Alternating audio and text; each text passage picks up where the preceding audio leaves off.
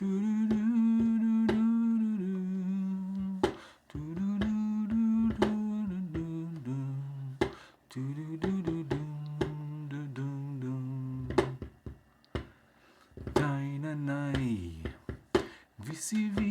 nai nai nai nai, na na nai nai nai nai nai nai, hi hi, na na na na nai na nai nai. Hi hi hi. Hello everyone.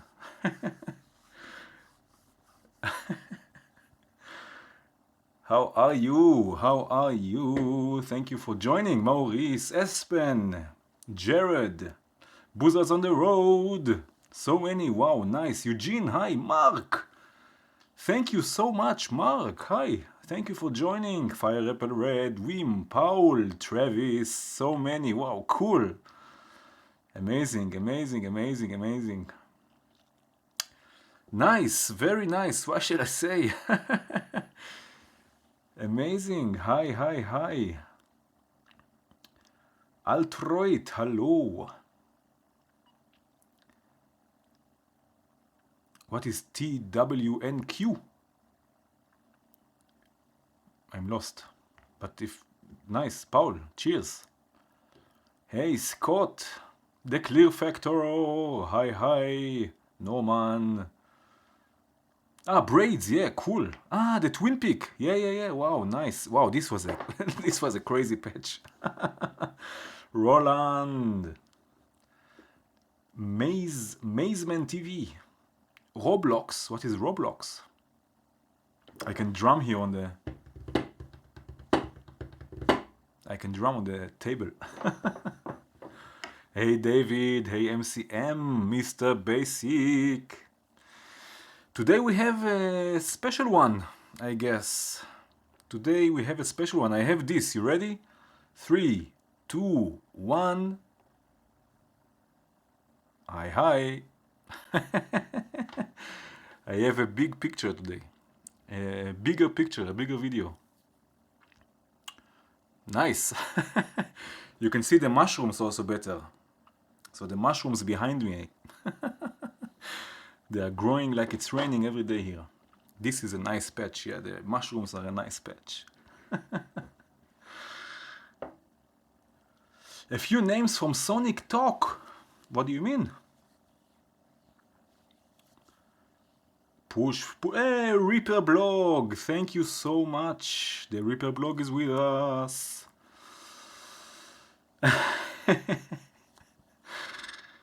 Mushrooms are amazing. Yeah, I have here a few. I got those. Those are my my latest. They're out of wood. And they are beautiful. What's written here? Made in... I guess Germany somewhere. They're nice. They're really nice. And I have this here, of course. This is the most important. Can you recognize this?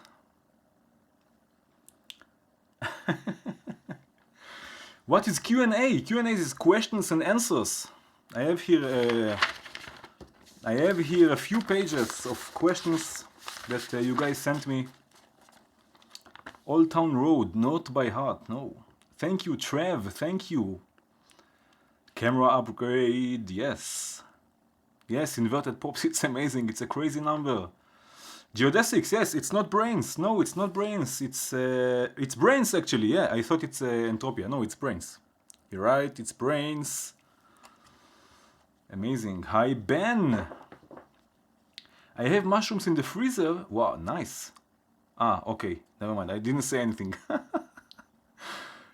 Hi. Hi. Andra Melek. Hi. Oliva, you didn't get any questions. I can ask you some questions now, if you want. How is the new micro freak you got? How is your experience with it? Fetish mushrooms. Yeah, I have a fetish for mushrooms, of course. I have. So anyway, I have questions, and today will be a bit different. Maybe we will make some sounds, of course. I mean, at the end of the day, it's all about the sounds and the music. But first, thank you for joining me today. And thank you for joining me. Also, anyway, and thank you for your support. And thank you for watching, for liking, for the nice comments, for sharing my stuff, for joining me on Patreon. Really, really thank you. It means so much to me. It's unbelievable, really. It's crazy because I have so much fun, you know. And it's great to think, you know, that it's growing. And I mean, 5,000, that's, I cannot believe this. Let's see about the microfix, face and voice. Oh yeah, cool, nice.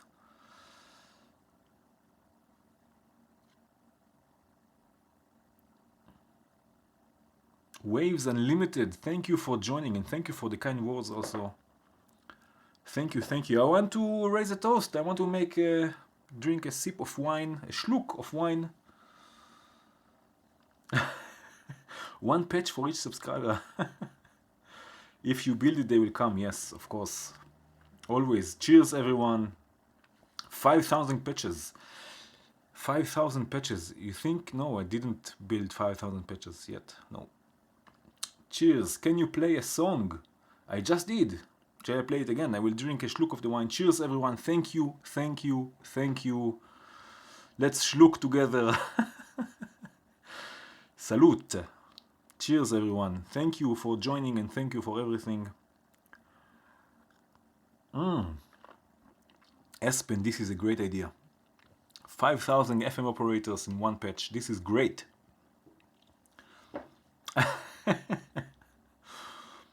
Cheers, everyone. Actually, I wanted to buy some gin and tonic, but I didn't find anything. So I still have some, what was it? Let me see. Mosel wine. Still, I have this. I got another one. It's a commercial. Chin chin, Olival. Chin chin. Cheers. Salute. Prost. L'chaim. What else? Cheers. No, I like the idea of 5,000 FM operators, but Espen, Skal. Skal, am I pronouncing it correctly? Skal. Yes. 5,000 FM operators. That's a good idea. Can pie. So anyway, Mark. 5,000, hey guys. Ooh, that's a lot. I think it was 3 or 4 weeks ago that I said that it would be really nice just to sit here and speak with you and talk with you and have a chat with you. We will make some music, we will make some sound today, don't worry. But I thought just to chill out together, speak, sharing ideas, asking questions. I have here a bunch. 1, 2, 3, 4, 5. And it's really cool. Really, really nice. And yes, I don't know where should I start. There are so many good questions here. 5,000 voice, hey guys, choir.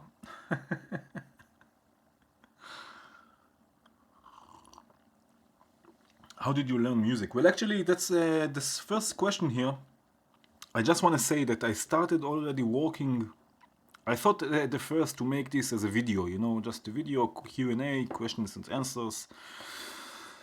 And just to make a video. A normal video. But then I started speaking to the camera and it was really weird because no one listened. And I really prefer to make this a sort of a conversation. So I thought that's it, I'm gonna go live with this. And so this is why it's happening today. The first module I got, you mean the first VCV or the first hardware? So the first question here, let me know, I will answer it before I answer this, but the first question here is about music. What was your journey to where you're at now musically, and when did you start making music? You also asked me this now. Let me just answer this. The first module I got as hardware was Morphagene. This was actually the reason why I got the case, just because of this module. I wanted it for so long. And I'm actually surprised. I'm actually happier than I thought I would be with this nice module. So morphogen for sure. No, make noise, amazing, perfect.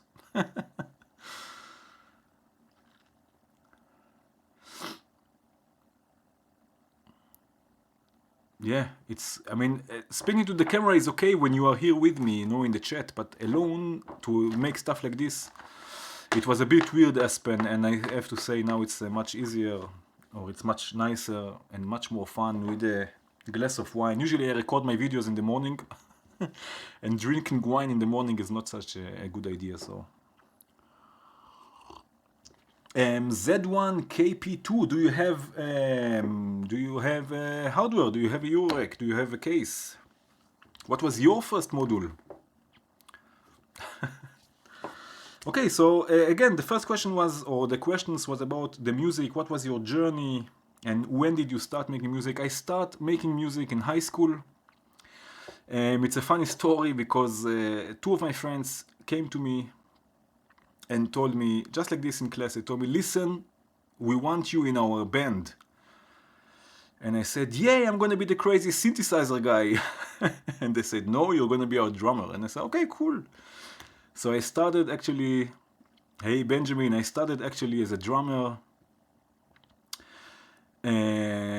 For a few years, Rasmus High. For a few years I was a drummer. It was really fun. And actually, are there any drummers here in the chat? Or former drummers, actually? Because I'm still a drummer. Everything what I do, I still have drums in my head. Never mind if it's music or not music. But the drums never left me. You play bongos, Cyborg. That's nice. Hedge of Midgets. Nice one. Oh, you started as a bass player. So one of them was a bass player. One of those friends was a bass player. And we had a punk rock band.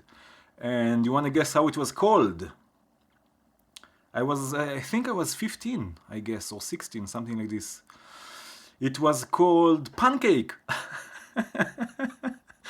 Ah, yeah, that's fun. Yeah, good times. I'm telling you, it was good times. Yeah, so I started as a drummer, and then yeah, Pancake is a nice one. Yeah, and it was written like ache, like pain, like punk, like with you, and ache, like pain. So punk ache, which was funny. We had funny songs, and it was really fun. I loved the drums, and I stopped playing the drums just because it was so noisy, or it was so loud, let's say, and that's why I stopped. Punk rock, yeah. And then after a few years, tuba is also nice. After a few years, I went I got into electronic music. Whatever that means, I don't know. Let's have a discussion. What is electronic music? Because I still don't know what it means. But let's just call it electronic music. And I studied synthesis and electronic music production. Back then, we worked with Cubase 2. It was, but also we worked with Reason and also with Reactor. And then was the first time when I learned about modular synthesis. But back then I didn't understand anything. I didn't understand what is a clock. I mean, you have Cubase, you have, what is a clock? I mean, in Cubase you press play, it's playing, you press stop, it's stopping, you know, and so on. And I couldn't understand anything, what was going on there, but apparently it stayed somewhere here in my head. Because as soon as I saw VCV Rack, everything started floating back, and it was familiar. I felt at home somehow, but let's not jump so much. So okay, so electronic music production. Yeah, SX2, exactly. Cubase SX2. Wow, that was crazy. It's so old. So old. Piano, trumpet, cello, nice. What features that could benefit workflow would you like to see in Rack? That's also a question that I will answer later. I have it also in my paper. Yeah, So Cubase, electronic music production. I made Psytrance. It was really bad, but I made Psytrance because I'm from Israel, and in Israel, Psytrance back then at least it was really big. It was the electronic music was Psytrance, for better or for worse. And I was also involved in this. But, and this is an important point, that myself and I could not cyborg. Yeah. I could not find myself inside the DAW. So again, inside Cubase back then. I could not find myself. It was not inspiring for me to cut, to copy, to paste, to stop, to play, Control D, I don't know, all this stuff. MCM, yeah, I think I have it somewhere. Maybe I will share it with you later, or I don't know. But it was really bad. And anyway, I mean, I think it's really bad. I didn't like it, how it sounds like, and the workflow was really, it was not for me. What I always wanted to do, and this now I can understand it fully because now I do this also. But what I always wanted to do is, first of all, I wanted to do everything in the same time and live. That was the most important. And to work in a DAW, it's not live. I'm not saying that it's bad. I just say it doesn't work for me. I envy people that can work and make excellent music in a DAW and enjoy it also. I envy those people because the possibilities are endless. But it's not for me. I don't find myself inside a DAW with all, it doesn't flow. There is no flow in a DAW, for me at least. I want to make everything and to play everything live. And this is what's so amazing in modular. And we will get to this also later.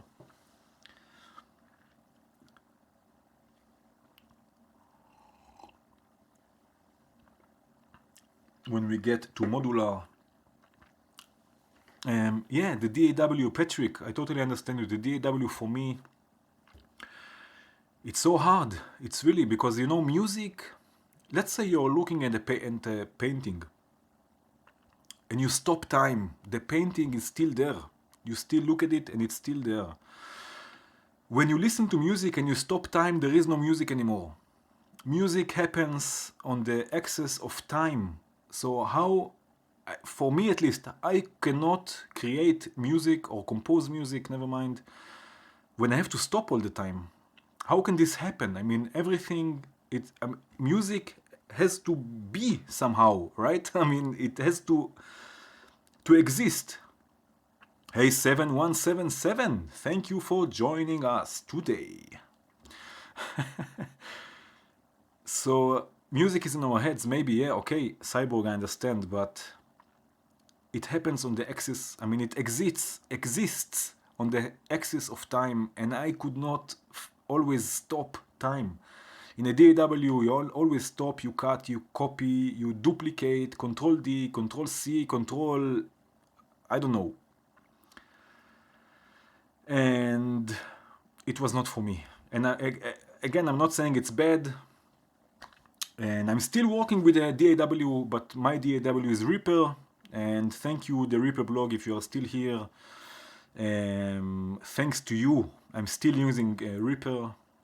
And Reaper is an amazing DAW. And I'm not using it as a DAW, I'm using it more as a recording machine, let's say. I record everything to Reaper.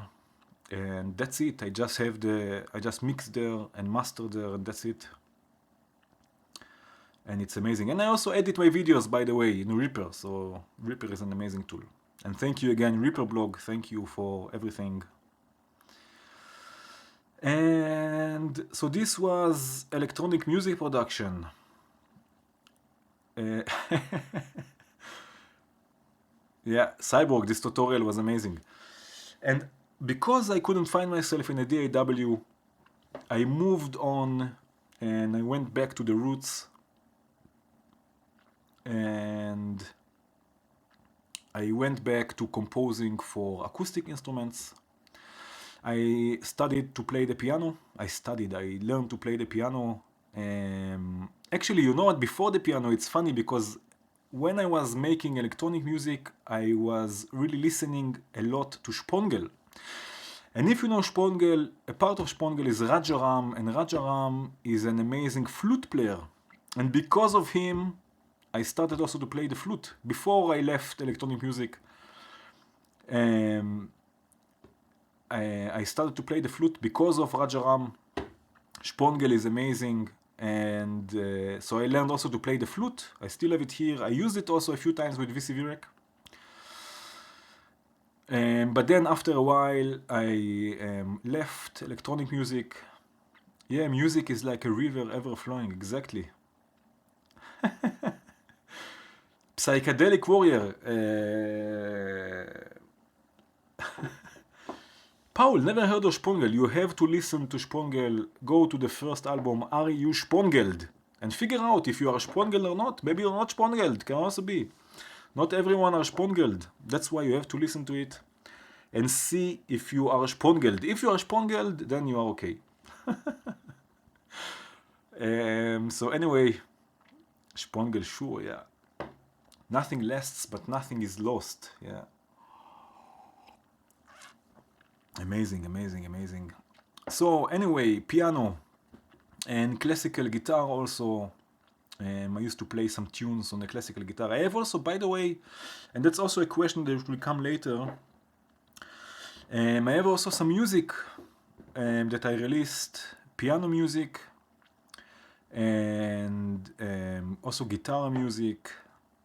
And I really enjoyed it, and it was totally different than working in a DAW. That's also a question that will come later. Maybe we will speak about it later.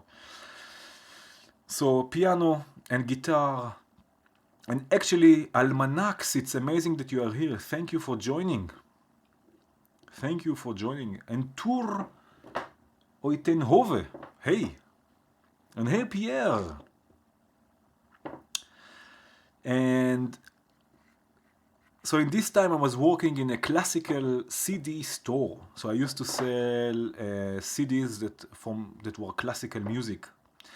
And one day I had a break, like a half an hour break or something, and I came back with a cello. I went to a music store. Yeah, it's hard to pronounce. I went to a music store and I came back from the break with a cello. And I started learning the cello with YouTube. Back then already, I was a YouTube addict. And I played the cello also a bit. And so the cello, flute, piano, what was it else? Guitar. And I composed also for those instruments. How your style music is inspired you to turn in VCV? What do you mean? I don't understand. Do cover, hi. So anyway, it was a long period where I composed and played, mostly played. Actually, there was a long time that I played piano. I used to take notes. I didn't know how to read notes. Also now it's really hard for me. But I used to play pieces of Beethoven and Chopin and Satie. I loved to play Satie, and I love to listen to Satie also.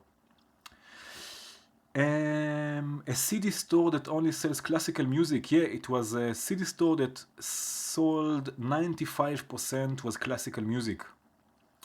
And I learned a ton there. Really, it was amazing.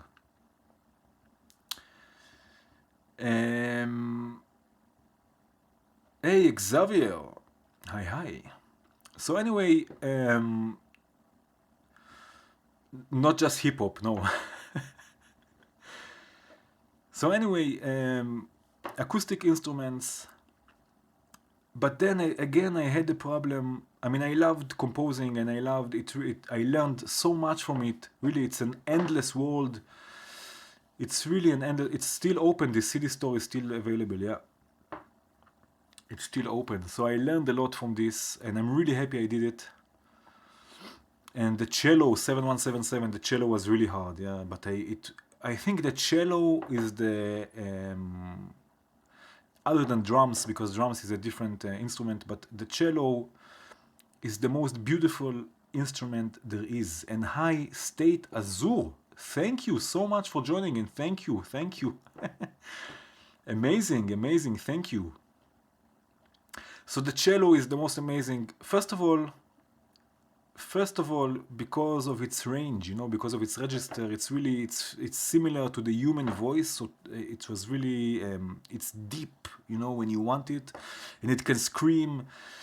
And also, just imagine, you sit there and you hug the instrument. To play it, you have to hug it, to hold it like you're hugging your child. I don't know. And it's amazing, really. It's such a nice experience. It's really a nice experience, yeah. So this was, again, acoustic instruments, and I had the same problem. So the problem I had was that I wanted to play everything and live. So I wanted to play the cello, but at the same time I wanted to play the piano also, and at the same time I wanted to play the flute. And I wanted to make everything together live. Hi, Barono! Hi! Yes, a beer. Cheers, man. Cheers. Hi. Yo-Yo-Ma is nice. Yeah, it's funny. Hey, yeah. So this was my problem.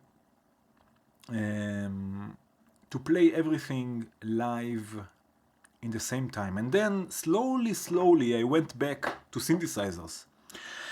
And it happened with a really nice synthesizer, soft synth from Waves. I don't know, maybe you heard of it. It's called Element.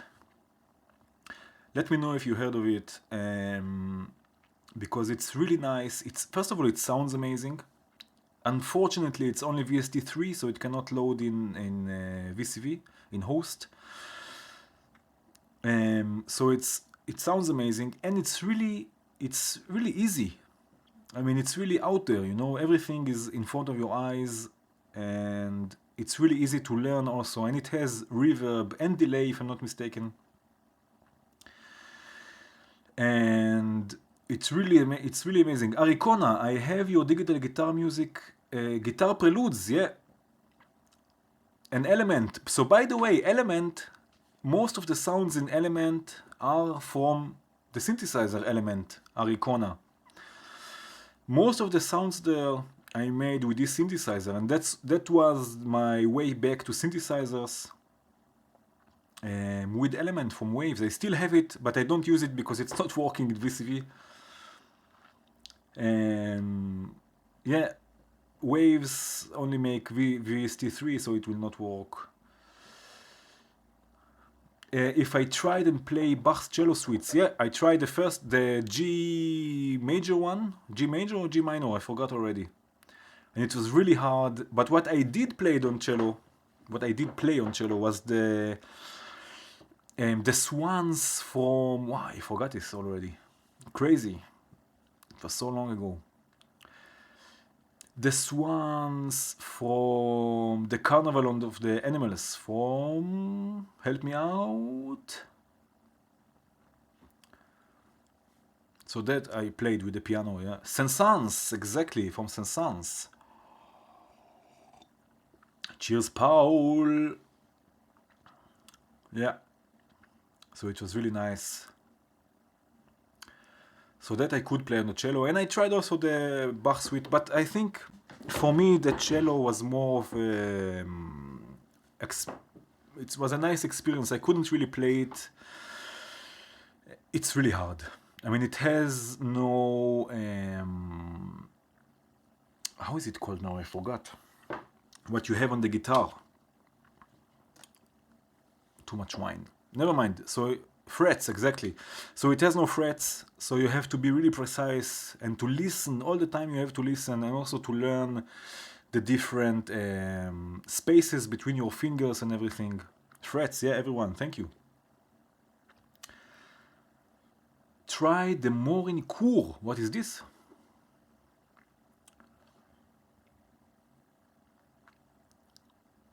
An die Freude. You have to listen to your space between the fingers, cyborg. It sounds funny, but it's the truth.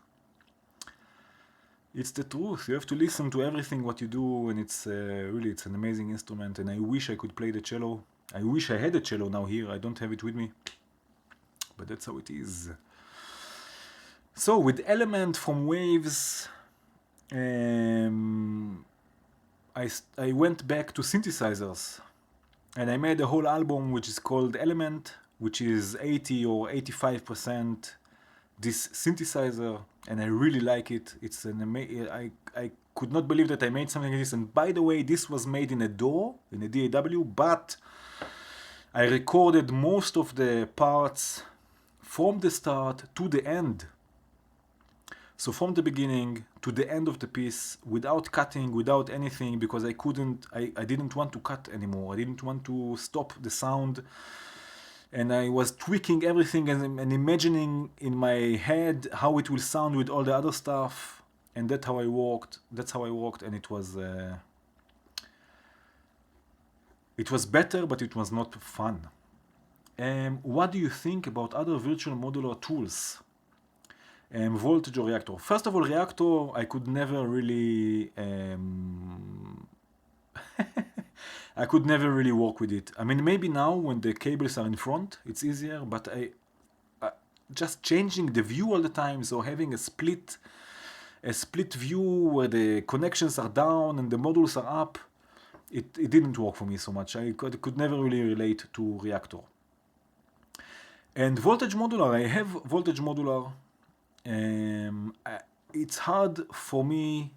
I cannot really judge it because I didn't use it so much. I made a few examples of the volt modules in voltage modular, which sound amazing.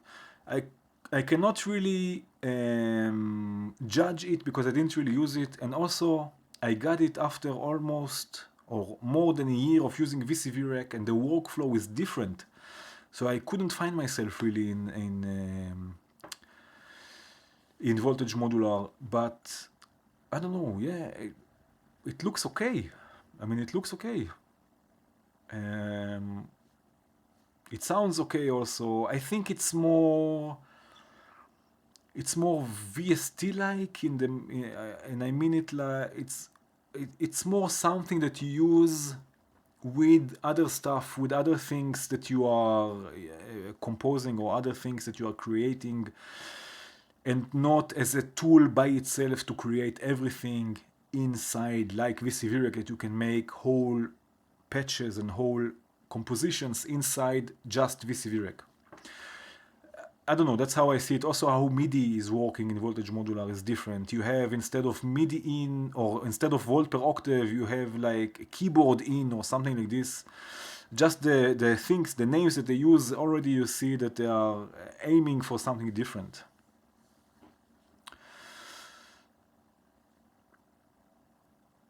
Yeah, I think, yeah, voltage modular is a VST, so it's easier to record, it's easier to work with if you have other sounds, of course, yeah, totally. Yeah, the volt modules, they sound great anywhere. Also hardware, by the way, amazing. Monarch is amazing, yes. Monarch is a lovely ensemble in Reactor, amazing. I have all of them. I have Reactor 6, I think. I bought it and I don't really use it. Ableton. I don't use Ableton. I use Reaper. I never used Ableton. I'm afraid to use Ableton actually because I think that I will really like it and I will have to buy it, and I don't have the money to buy Ableton. So I'm afraid to use Ableton actually because I think Ableton is really also, it's in the same state of mind a bit like modular, that you make, you know, you have all your sounds, you have all your voices, and you combine them and you play them live, and I'm afraid of that. How do you use a Vaz modular? I don't know. I don't know.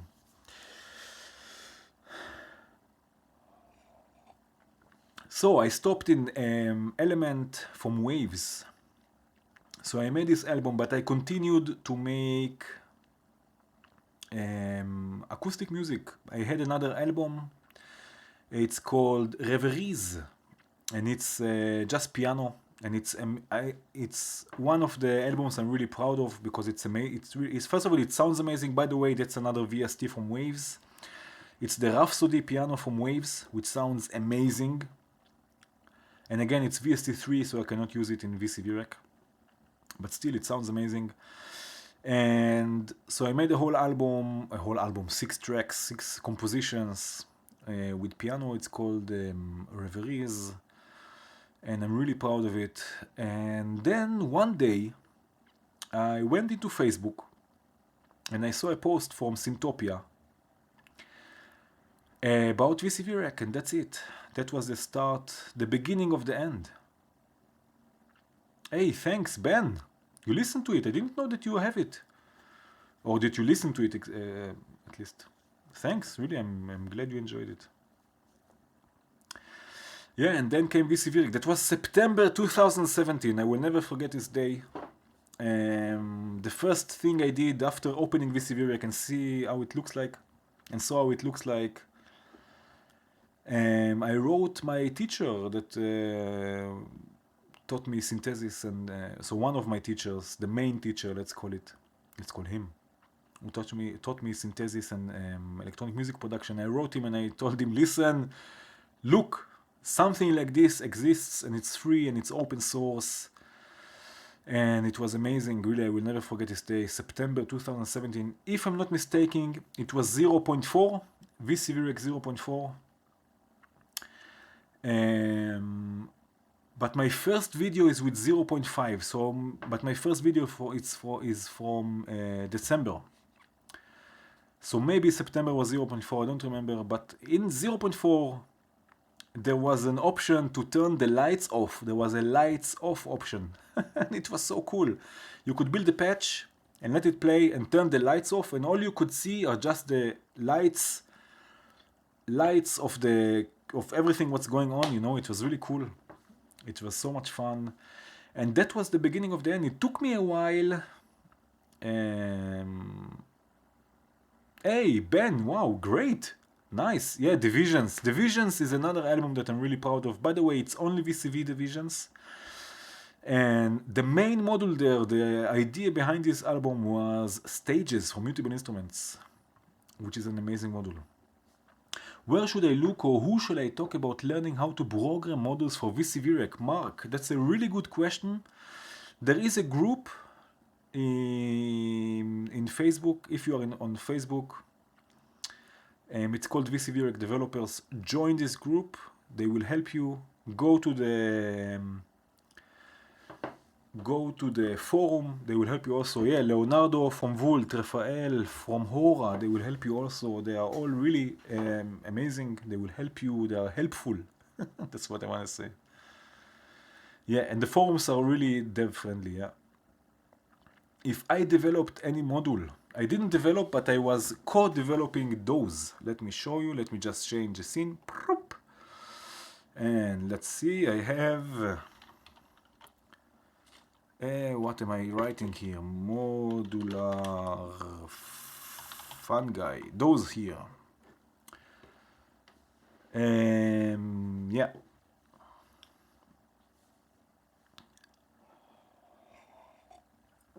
So those I made. I made the designs. And a really nice guy from the submarine modules, by the way, he was the one who helped me with those, because I have no idea. When it comes to programming and coding and compiling and whatnot, I have no idea what's going on. And I have, it's called Modular Fungi. It looks a bit different. I have a few, you can see there are a few designs which are really cool. I think they are cool, I don't know. They look nice, I hope. So it's nice, yeah.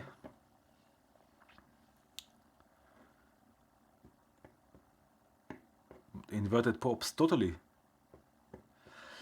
I designed them. Yeah, I didn't create them. I designed them, and someone helped me to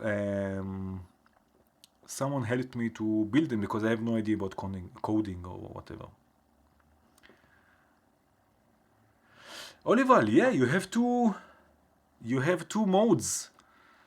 The classic ones look a bit different.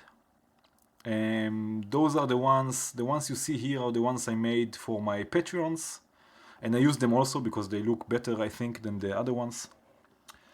But 7177, you prefer the Zen mode. Cool, nice, amazing. I have to make more. I want to make more, especially for 1.0. Alex, shalom alechem, the Netherlands. Hi, nice. La Oranje. Yeah, so those are the modules. Let's go back to my pretty face and the glass of wine.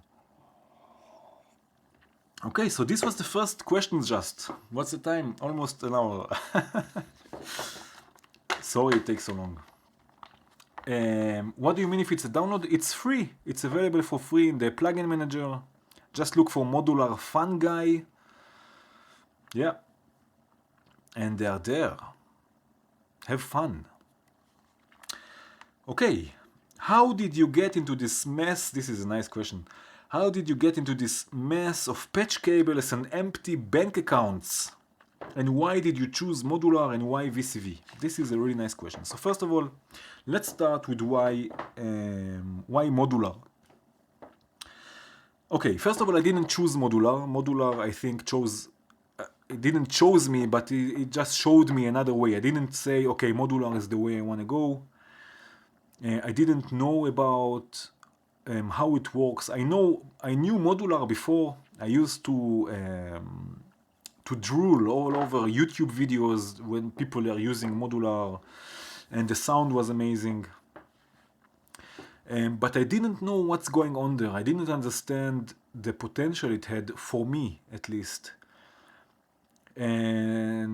But then came VCV Rack. So someone asked, I didn't say, by the way, I want to say something. I don't say the names of the people who ask me. Usually when you see Q&A on YouTube, they say, this and this asked so and so. I didn't make it, first of all, because a few of them didn't want me to tell their names. And also because they have different names all over. On YouTube, they have a certain name. On Facebook, they have a different name. So I've decided just to put the questions together that were related and just to ask the questions without the name. So sorry if you wanted me to mention you. I'm sorry. So why VCV? Well, VCV Rack was there for me. Like I said, September 2017 was the date that I got acquainted with VCV Rack. For the first time. So I didn't really choose VCV Rack. It was there for me. It was available. It was free. I could try it. I could fall in love with it. I had a chance to understand it, to learn it, and to get familiar with the modular environment. And then I fell in love with the modular environment. So this is why modular. Two things I have to say about the modular environment that are important for me at least. First of all, and again I'm going back to the aspect of time, how time exists in the modular world. Time never stops. You take an oscillator, you connect it to the output, it's there, it's playing, you have sound. It's never stopping, it's always flowing, always there is sound. And this, I love this. I love this in modular. You have a sequence, at least that's how I approach it. You have a sequence, I never stop the sequence, everything is running. All the time there is sound there, and that's the second thing what I love about modular.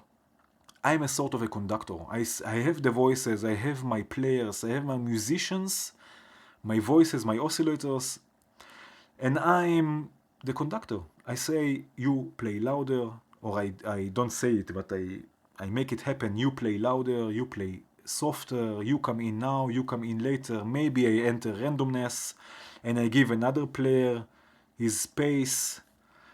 And I love this about modular. Everything is happening all the time. At least that's how I approach it. And you can listen, you can hear it also in my music, that usually I don't start and stop sequences. Usually they are always there, and all what I do is fade voices in and out and tweak them as I go, and I let them play. I saw once, and this is really cool about modular and about classical music also, about orchestras and quartets and whatnot. I saw once an interview with, and I forgot his name, of course, because I'm in front of the camera and I had too much wine. Herbert von Karajan, his name, a famous conductor, a German conductor. And if you know him, and if you don't, go check him out. When he's conducting sometimes, or usually, let's say, not sometimes, but usually he's putting his hands like this. And by the way, I have the Geodesics shirt today, like this, and he shuts his eyes, and he's conducting like this. He stands in front of the orchestra and he's like this. And I saw an interview with him once, and the guy asked him, how come, I mean, you're a conductor, how come you close your eyes and you don't conduct the orchestra? And he said that he learned once to ride a horse. And when the horse, Herbert von Karajan, Herbert von Karajan, and when you want the horse to jump over a fence, sometimes you just have to let him go and let him make it by himself. You have to let the horse jump. Don't control it. Don't try to control everything all the time. Just live the moment and let it be. Thank you, Rasmus. And this is something I took with me also, to let go. And this is something amazing in modular, that you give space and you give and you trust your voices. And it's amazing in modular, the modular environment. I feel at home. Really, I really do. I feel at home. I feel like I belong also.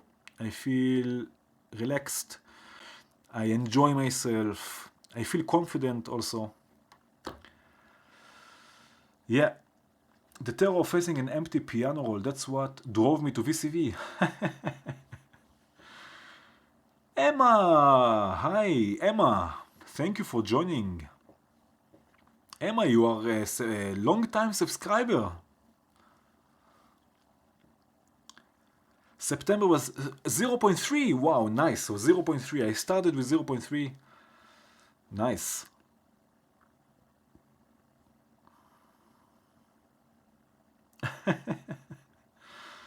Yeah, Patrick, totally. Sometimes it's like a time machine. Like I said, I think because time or music or the sounds are always there, so time flows differently because it doesn't stop. It's always there, and you are carving and you are conducting, and that's amazing. I have my own little orchestra, and this is something I always wanted. Really. VCV smells like mushrooms. Cool. Yeah. Yeah, so in September it will be 2 years for me since I'm using. But again, the first composition I made with it was in December 2017. Georg, hi. Okay, so this was the second questions I get. The second question, the questions actually. Why VCV? Because it was there for me. And why modular? Again, I didn't choose modular. I fell in love with it. And how did you get into this mess of patch cables and empty bank accounts? That happened recently actually, and that's because of VCV Rack. I blame VCV Rack.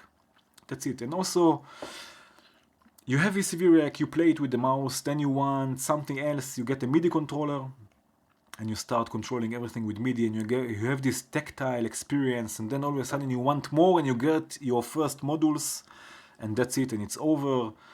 And because I'm sorry to tell you, but it's addictive. You have no choice. It's like, I say it all the time, it's like cigarettes. Don't start. Don't start. It's like cigarettes. Don't start smoking. If you don't want to go modular, don't start. Quit now because it's addictive. Yes, Emma, totally. Amazing. I love this about modular. Did you try Arturia's Buchla Easle? I did try it, and I think the Arturia stuff are amazing, but it's a demo. I cannot afford this all V collection. I tried also the new, and again I forgot how it's called, but it's also amazing. The new stuff they have. Yeah, Oliver, Satie is amazing. I loved playing his piano stuff, or on piano, let's say, and it was really nice to make his Gnossians. Did I make? What's with me today? I'm forgetting everything. I'm excited. So yeah, it was really nice. Steve, I'm also. Yeah, we love you, Steve. Now everyone should say, we love you, Steve. And Pierre is with us. Pierre, look. Nice. Hi.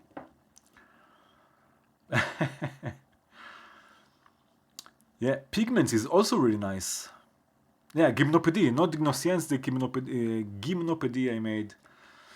And it was really fun. All three of them. It was really cool. Yeah, we love you, Steve. Now we should say, we love you, Steve.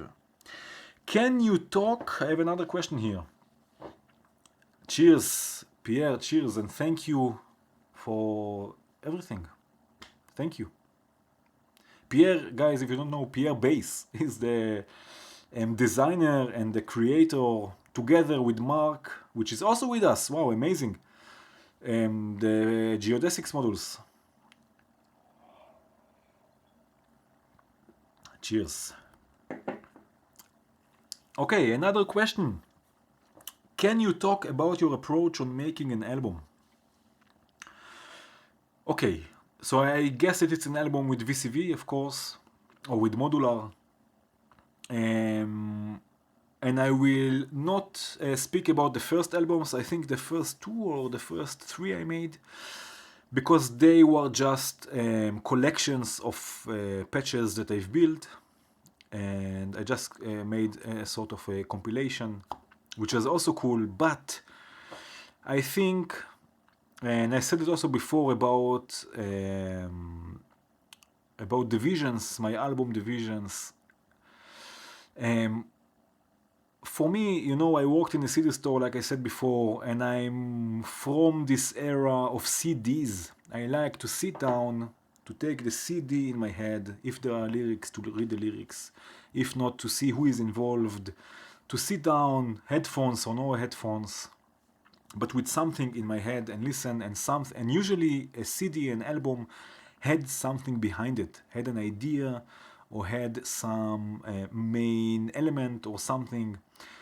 So I always try also to do something like this. For example, for divisions, the idea behind it was stages as a main element of all of the album.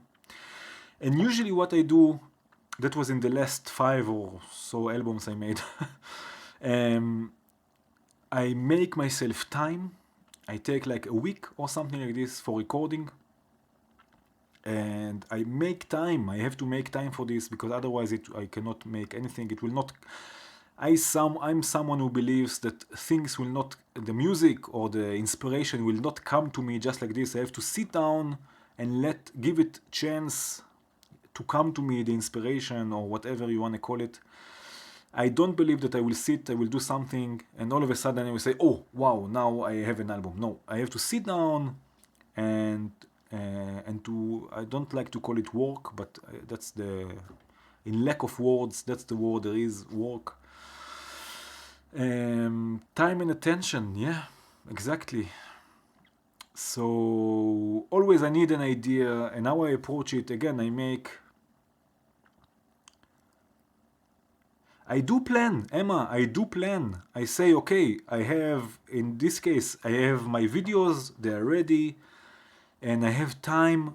I make myself time to sit down and make an album, because I believe that an album or a collection or something like this needs an idea behind it.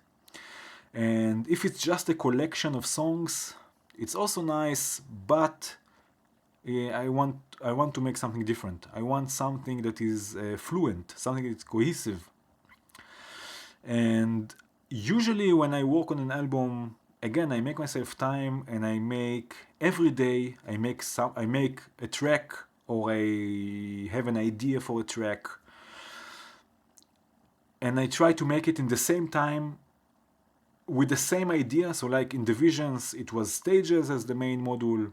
I had also Cosmic Foundry, which was an amazing album. I think for me, I really like it.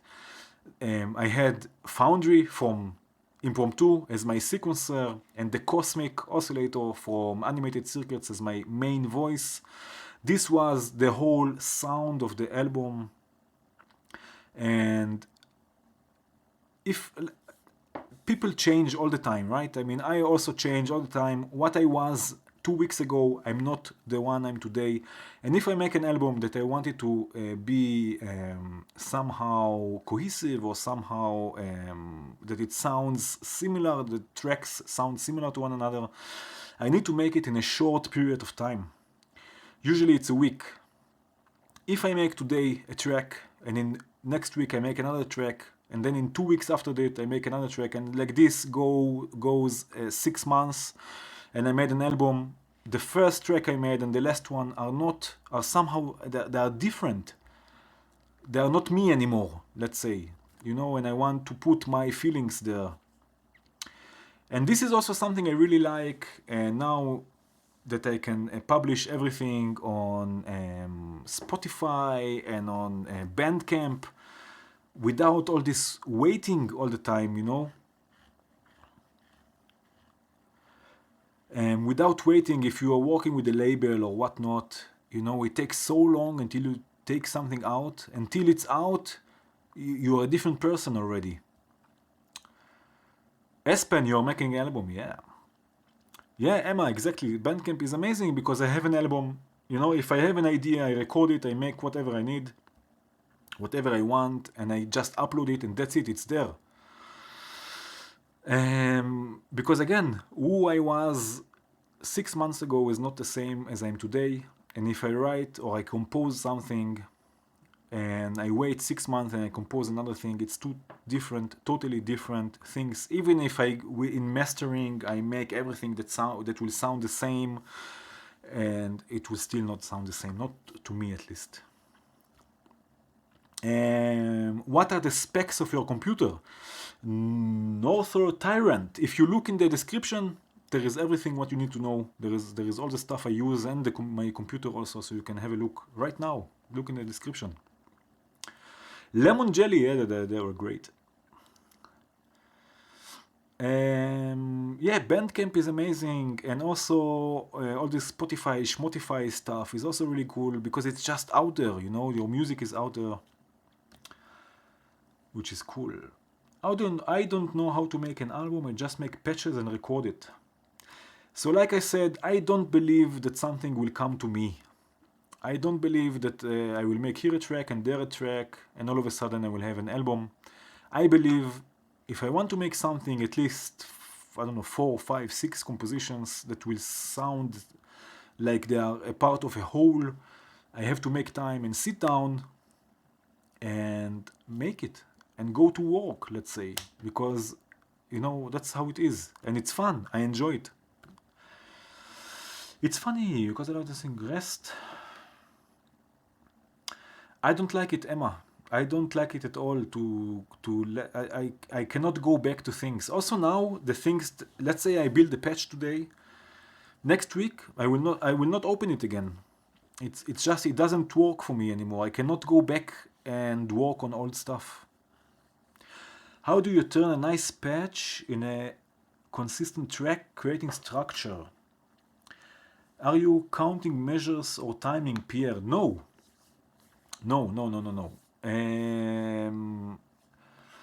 Like I said, in the modular environment, everything is flowing all the time, and I just this is also something I really enjoy. This is the third thing I really enjoy about modular, that every time it will sound different. And each time it's how you feel today, the performance. And if today I feel a bit hasty, let's say, so the performance of the piece will be shorter.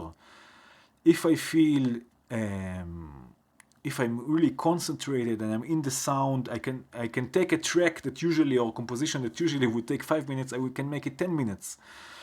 I'm just going and I'm listening. I'm trying always to listen as a part of the orchestra, as a part of the players, as a part of the voice. Always to listen and to be in the music. The most important thing is the voices, is the sound, is the music. And just to play. So first of all, I build a patch about the voices, about the structure. And I have my voices, and then I think, how can I make this come together and fall apart again? So build everything and then decompose it, let's say. And usually what I do is I fade voices in and out. I don't start and stop things, usually, most of the times, unless it's drums and stuff like this that are anyway are pulses. I usually let everything flow, and I fade voices in and out, and I'm just in the sound. I don't think so much about structure. Let's see.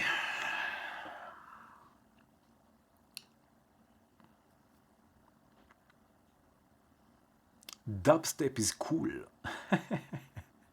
Yeah, Pierre, I hope I answered it. You could make an album of the patches you make in your videos. Wow, thanks. Totally, yeah. Thank you. Just need to perform it. Like I said before, I could never, the patches I build in my videos, there was one time that I went back to a patch and I made a composition out of it, and it's called Strums, and I made a video about strumming in VCV Rack, and I used the strummer from Nischi, and that was the only time that I went back to a patch and recorded something out of it. But I cannot go back. I cannot and recording all of the voices together as a patch like I do in the videos. It's without creating some sort of movement or dynamics, it's a bit hard. Yeah, 7177, I cannot go back to old projects. Also, now, today, for example, I made something and I had to record it. It was so nice because I knew that if I don't record it now, I will never go back to it. Because that's just how it is, I feel that the music is a reflection of you. And you are now, when you play, that's who you are, and that's how the music sounds like. And if you go back to it in 1 week or 2 weeks, you're not the same, and it will sound different. So I try always to capture the time, let's say. Oh, the stream is away. Oh, it's back now. It's funny. I go from up, everyone. Oh, no stream, no. Now it's back. Okay, cool. Yeah, the YouTube also needs a glass of wine. Okay.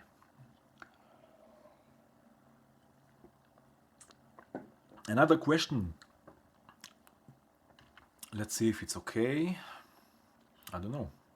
Here it says bad video settings. I don't know. If you can see me, then it's good. Let me know if you can see everything. YouTube, go home.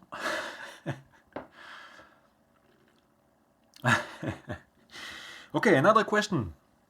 Where would you like to see the modular format go next? This is really nice. It's a really nice question. And what I can say, first of all, is more interaction between virtual and analog, or virtual and hardware, let's say. I mean, there are the expert slippers modules, and there are lots of MIDI modules. But now we have voltage modular, we have soft tube modular, we have VCV Rack, of course, and all of those things. It will be really cool to see a bit more of this interaction between virtual and hardware, especially with the control voltage, of course, but also something that from the very beginning I was struggling with hardware at least, is a mixer. And this is something that I don't understand why it's still not available. A mixer that is not sitting inside the case. It's not inside the case, because inside the case you don't want a mixer, you want modules, you want sound, you want crazy voices. That's what you want inside the case. But something that's available next to the case, or below it, or above it, or modular. By the way, modular is also a really nice step towards connecting virtual and hardware, which is really cool. But wait a minute, about the mixer. So a mixer that is for the modular environment, for modular. So first of all, CV everywhere, panning, volume, whatnot, you know, I mean, and not sitting in the case. I mean, okay, there is the hex mix. If you want CV for the panning, you need the hexpander. Then you have, it takes lots of space and power, and all of this for a mixer. If you have a mixer for modular levels, especially if it will be also somehow, I don't know if it's possible even, but with USB, that you can connect it with USB or somehow to the computer, that you can record multi-channels, that you can multi-channel record everything, and that you have CV for everything, that you can go crazy. And you don't need the preamps. You know, I wanted to get a mixer. But you know, you pay for all the preamps for what? I mean, maybe you need one, okay, for microphone, or I don't know what you want to connect and use with your modular. Maybe you need one, maybe you need two, but not in each channel, you know. Yeah, of course it will be expensive, but you know, I mean, imagine that you will have an 8 or let's say 10 or even 12 channel mixer, hardware, I mean, with CV everywhere, that the levels will be that you can just connect it, you know, you just connect it to the computer, preferably with USB or something like this, that you can also multi-track recording, or maybe it has a SD card insert, or I don't know what. You know, and you have a mixer for your modular, because there is nothing like this. I mean, of course, there are modules inside the case, but again, they are taking space, they are expensive, they take a lot of power also. So some sort of mixing with CV, Behringer to the rescue, maybe, yeah. You know, you don't need the preamps, you need one, maybe two. Inputs, panning, CV for levels, EQ, maybe also EQ, why not, if you can, if you have space for it. I mean, if it's beside your rack, I don't know, let's say like 96 HP, or I don't know, something like this. Something that is for modular, and not something that you are using with your modular, but something for modular, a mixer that you can take with you for live shows also. I think something like this will be amazing, and I don't understand why no one is. Maybe it's really expensive, I don't know. I mean, the hex mixer is amazing, but again, it's big. I had the hex mixer. It's big, and it takes a lot of power, and instead of the hex mixer, you can have 2 or 3 modules. Paul, it's out already, by the way. Where am I? Let's just delete those for a second. It's out, the new EQ from Volt. This is it. I know what you say, oh, no CV inputs, but you don't need CV inputs so much anymore, I guess. What will be a niche market, I'm speaking German or something. Market, what do you mean? Rasmus, have you tried to send MIDI to a DAW? No, I didn't.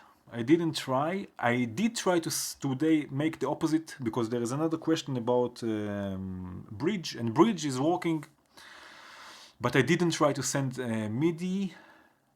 I guess that with loop MIDI it will work. If you have loop MIDI, if you have Windows, I'm not so sure if loop MIDI is just on Windows. If you have loop MIDI or something similar, I guess that it can work, and there will be a video about it in the future, hopefully the near future. So check it out, yeah.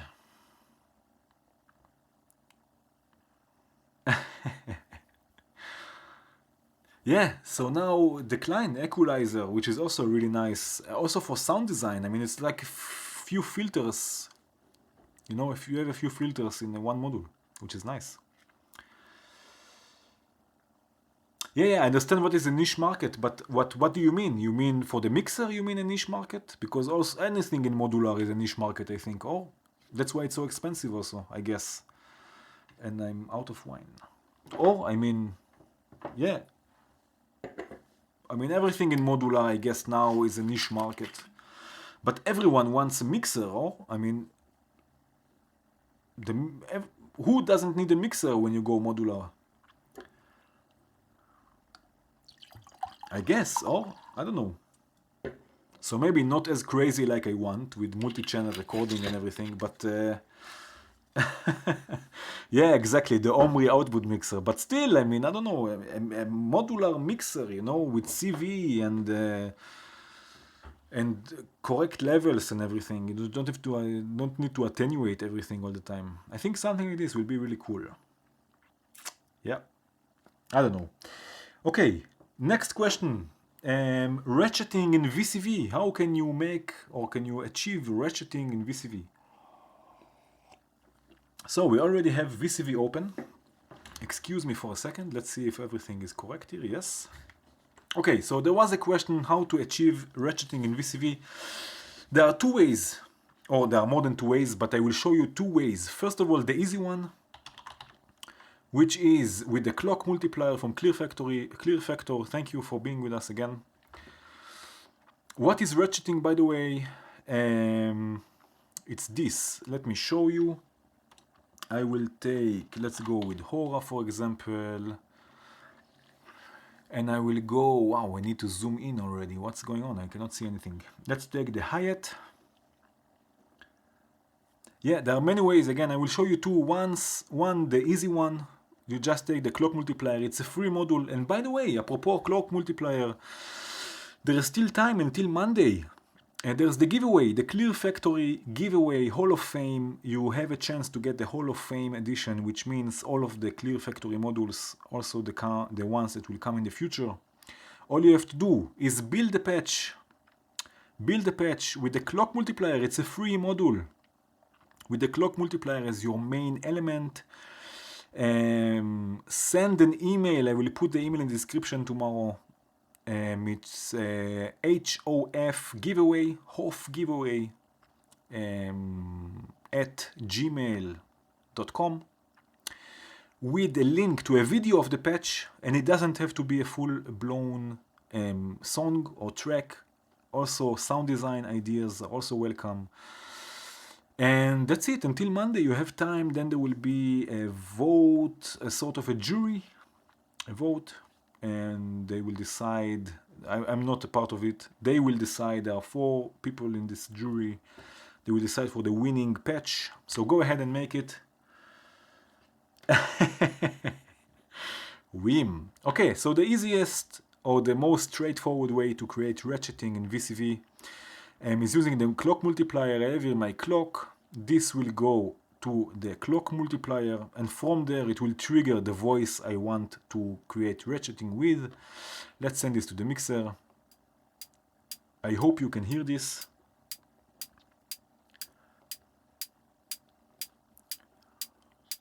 Very nice. Let me know if you can hear this. And what ratcheting is let's say that now I have my main clock. And I want to multiply the clock.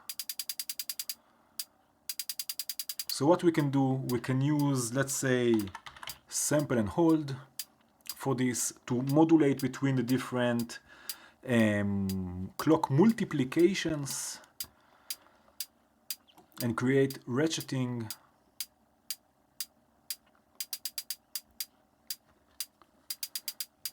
Something like this.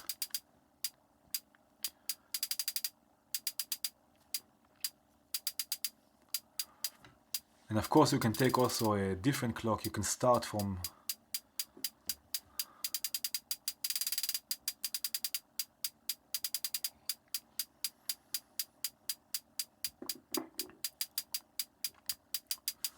okay, so this is the most straightforward way.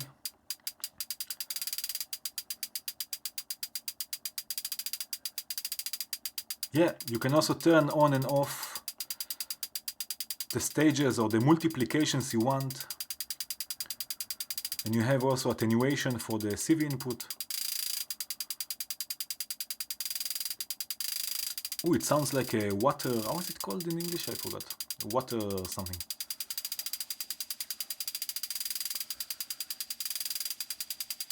Okay, so this is the straightforward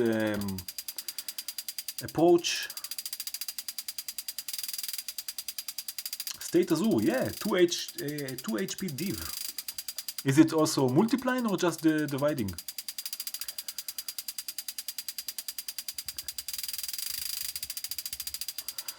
Now there's another way to do this, and it's a bit more with control and a bit more with the weird things you can do. And this is using, of course, sequential switch. So I will take the one, come on, I will take the one from ML, and I have here my main clock. This will be the first step. I will take a clock multiplied by 2 will be the third, multiplied by 3 will be the third, sorry, now it will be the third, then multiplied by 4, let's say. This will be the fourth stage, and I can create with the sequential switch, I just set it to 4 stages. To multiply, yeah. Ah, it does both. Okay, great. And now from the sequential switch, we will go to trigger our hi-hat. And now this specific sequential switch from ML can also receive random voltage through the step input. Sample and hold from Kings will output negative to positive 5 volts. So in the right click menu you have to change the input range. So you will go through all of the steps. You have to change it to negative positive 5 volts. I'll put it here. And now you can send this to the step input.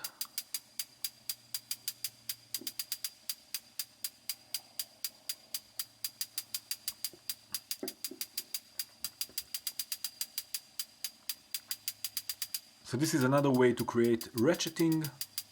Now what is the advantage of using a sequential switch is that you have more control. So let's say instead of multiplied by 3, I can take a multiplied by 1.5, and I can use a logic module, for example, to create a weird rhythm.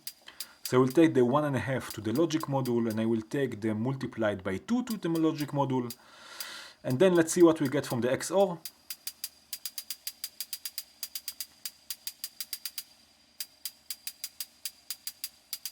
We get a different rhythm.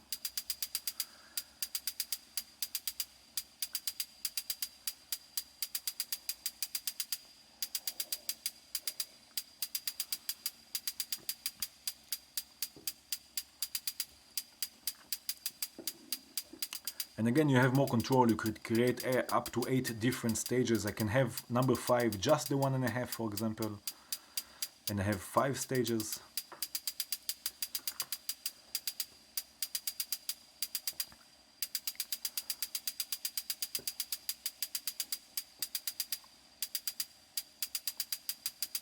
I can have the one that's multiplied by 1.5 to trigger the open hat.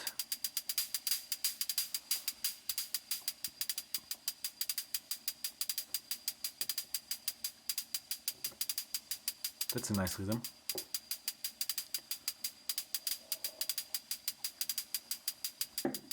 So that's the advantage.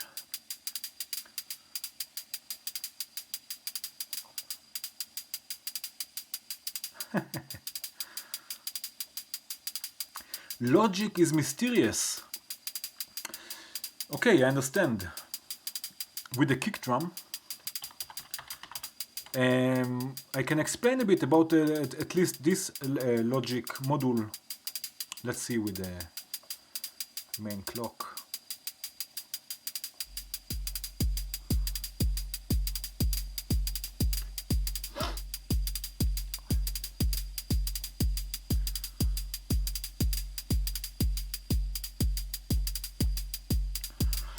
Okay, let's go quickly and see what we have here with the Boolean Logic module.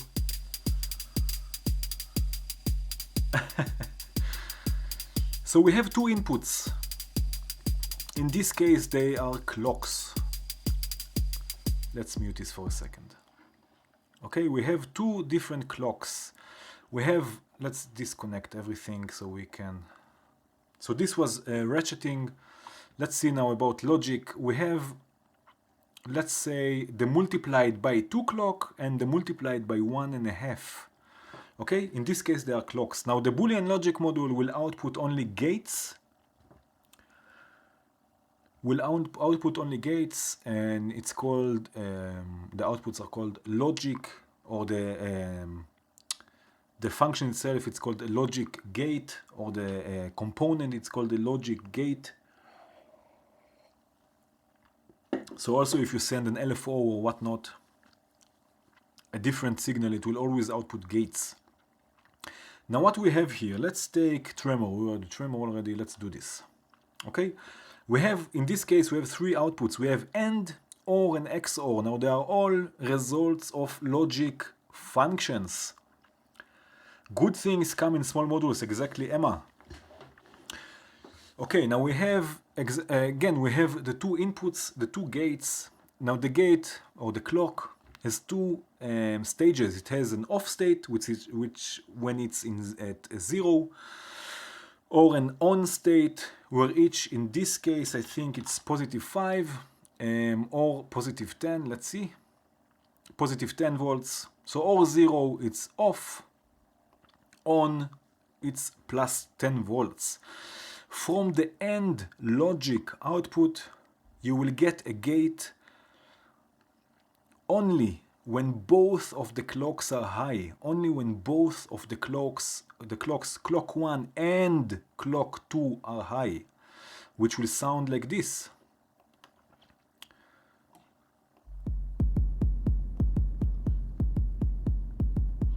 Maybe without reverb. Slow the clock down. I think it was okay actually. And let's listen also. I will take, let's go again with Hora. And I will take one hi-hat. I cannot see anything. This is too small. I have one hi-hat and I have one maracas, let's say. Okay? The hi-hat will be the multiplied by 2 clock. And the maracas will be the multiplied by 1.5. Opalach.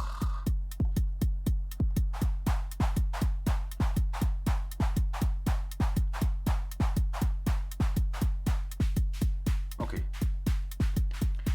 So now only when both of them are high, we will get a gate out of the AND logic. And you can see Jasper, hi, thank you, wow, thank you for joining, man. Cheers. So only when both of them are high, you will get a gate out of the AND logic output.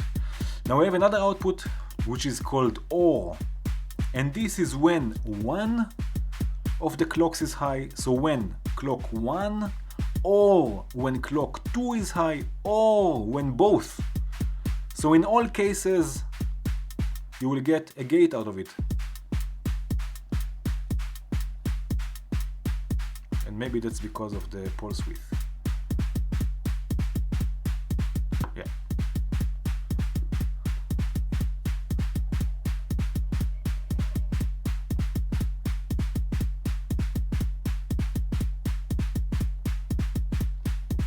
Okay, so this was the OR logic.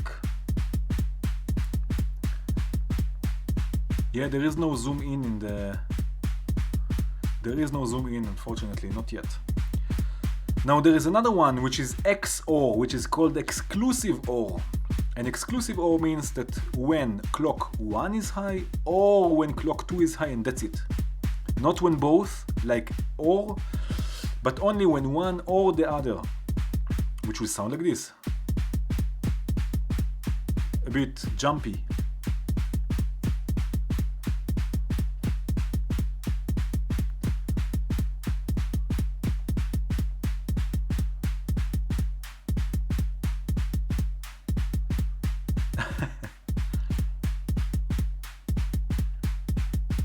What do I mean by high? Okay, again, if I take the clock to the scope, let's make it a bit, let's just stop this for a second, okay? And you can see that you can create crazy stuff with this. You can run also sequencers and not just drums. So if you can see, let's make it. You can see that there are two stages of the clock. When it's high, when it's at 10 volts, or when it's low, when it's at 0 volts. And the logic will work, or it will take account when the clock is high, when it's at 10 volts.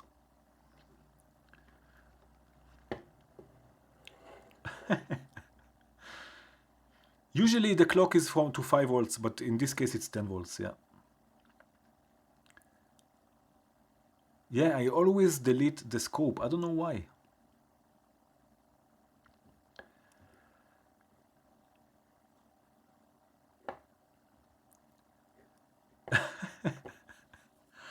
Yeah, I always delete them. I don't know.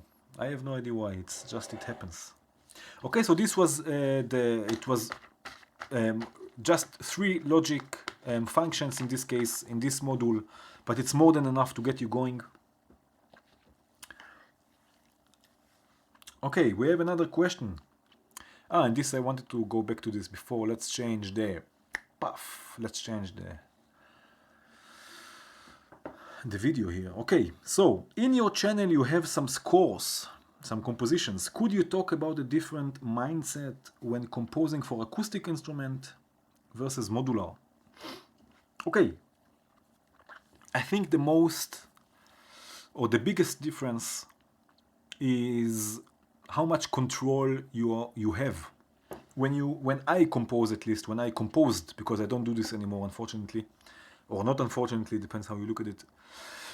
You have full control. You decide exactly when and where and why and how the instrument or the composition will be played or should be played. Ben, please. You know how a composition should be played, or you write exactly everything, and the notes, it will stay like this, and that's a composition which is nice also, but that's a difference between modular, that in modular, at least that's also my approach, and a lot of others also, you let the modules decide some things, not everything, but some things for themselves. And you give a chance, let's say. Exactly, it's alive, it's much more organic, I think. Not that it's a bad thing, a composition which is not organic, it's not a bad thing. But I'm just saying it's the differences in modular, it's much more organic. It happens almost by itself. I forgot almost anything about composition because I don't have to think about it so much. It's just there, the modules. It's like I told you with Herbert von Karajan with the horse, that he lets go. And he let the horse jump over the fence alone. It's exactly like this in modular. And it's unlike in composition that you sit down. Usually it takes also longer. For me, at least, it takes longer to compose. With notes and to compose music, traditional music, let's call it, or acoustic, with acoustic instruments. It takes much longer, because again, you have control about everything, and that's a big difference. Creeped out. Cheers. Thanks for joining. That's a difference between composing and creating in the modular environment, at least for me. And Espen, maybe you can agree with me because he also composes. Oh, what do you think? Come on, let's make it a conversation, Espen. What do you think? What do you think is the difference for you between composing and between using the modular environment?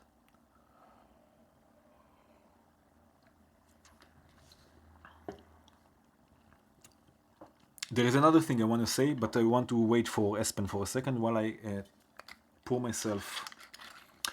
But is it just about randomness, Espen? I mean, there are more than just randomness. Yeah, exactly. Giving away some of the control, exactly. Not having control about everything. Yeah, so if we are speaking about instruments already, another thing that is a difference for me, at least, when I composed for piano, for example, I couldn't write things that I couldn't play.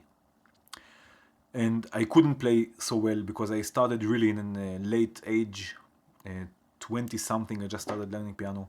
So I couldn't write something that I couldn't play. Not just because that I couldn't imagine it, but also because I wanted to hear it, I wanted to play it by myself. So I never wrote stuff that I couldn't play. And this is also a difference in modular. You are not the one who is playing. The modules are playing. You just, you are there to give directions maybe, but you don't need this,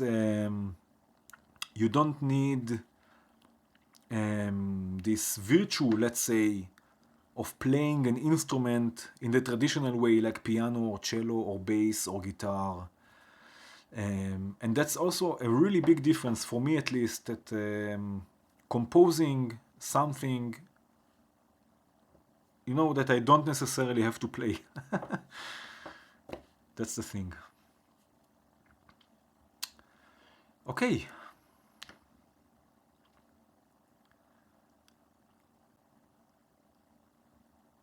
Yeah, Espen, the thing is, I understand that if you write for other people, that I understand that you write beyond your ability. But for me, I always wanted to, like I said, I wanted to play everything all the time.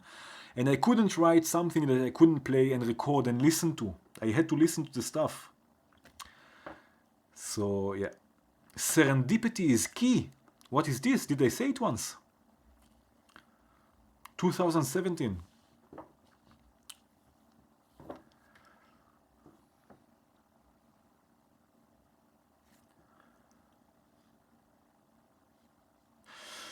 Yeah, exactly. In the modular world, you can be you can be someone who never touched an instrument in his life.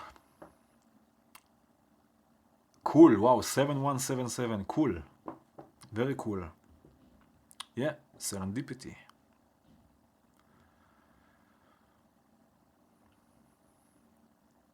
Olival, amazing. I wish we could sit down mano a mano and meet. Yeah, totally.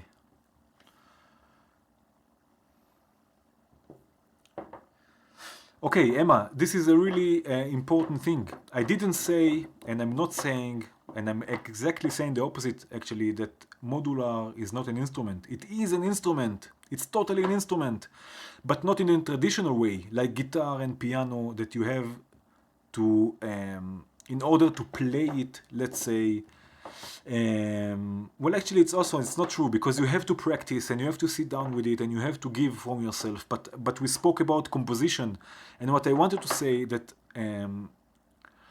I couldn't write something that I couldn't play. And that was the difference between, that's the difference between modular and traditional composition, that in modular it's not necessarily me that's playing, it's the modules, and if I have a really fast passage, the modules are doing it. And you know, but it is an instrument, totally. I totally agree, it's an instrument, and you have to practice, and you have to give something of yourself to it, because otherwise there is no conversation, and you know, black MIDI, exactly. Okay, Waves Unlimited, amazing that you say this, because the next question is tips for having several ideas and switching between them. And the guy, okay, Emma, amazing, yeah. And the guy also write, I come from a background on composing for film, games and adverts. I'm still learning VCV and modular, but my main struggle is to make parts for the song. So if I find a really nice patch, I can't evolve it into more traditional song, like intro, A, B, bridge, chorus, and so on. Is that a thing on modular? Or should I think in a different way? Maybe it's more about evolving sound design and textures. So now I want to ask you, what do you think? What do you think? Is modular about structure, about songs, about intro, chorus, and so on, bridge? What do you think? Totally, song mode in Propo 2, of course, there are the tools to make it, but what do you think about this concept, about composing in the modular world in the traditional way of intro, chorus, verse, outro, let's say? What do you think about this?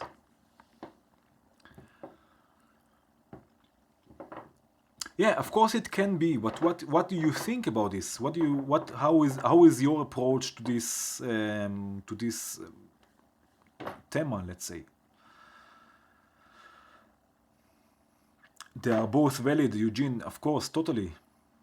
It's not a problem if you want. Of course, it's not a problem. But I mean, you can do, especially with VCV Rack, you can do whatever you want. There are modules for everything. But what is your approach to this?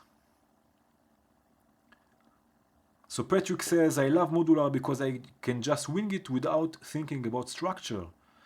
I don't. Roland says, I don't want a traditional structure in modular. I want it to evolve and change all the time.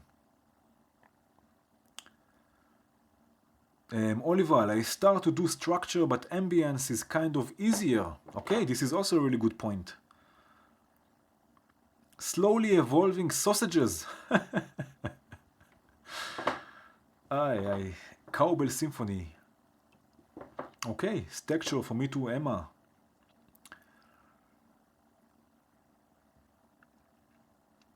Espen says, I prefer to think of it as evolving a theme rather than putting blocks together. Okay, so now, again, I'm going back to the DAW. In the DAW, what you have really, David Goodman is with us. Guys, I'm sorry that I'm stopping this, but David Goodman is with us. David, hi, thank you for joining. All of you who are interested in ambient, in modular ambient, go check out the Modular Ambient Facebook group. It's an amazing group with amazing artists, amazing music. So again, going back to the DAW, what you have there, and someone said it here, he said blocks. You have blocks, and this is exactly how it looks like also in the DAW. You have blocks, you have everything is structured, you go from the beginning to the end.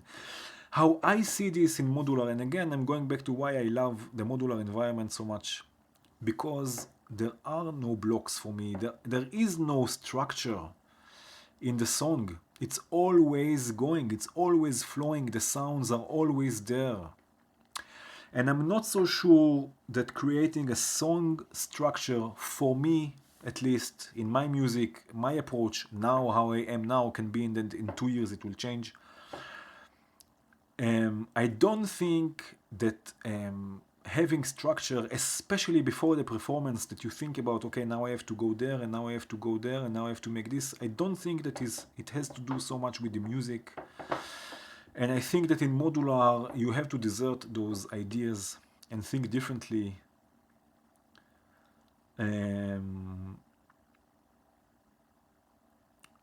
building as it goes, as the sound goes, and every time the performance is different also. State Azure, I only think about structures or structure when it comes to recording a final performance. Exactly, fading things in, creating intros, then building up. Exactly the fading in and fading out, and not necessarily like the last, or not the last one, but a few videos before the second last video or something is I made a video about structure, about scenes in VCV, which is possible. You can create scenes and you can create all sorts of crazy stuff, but I'm not so sure that that's the way to go in the modular environment. Yeah.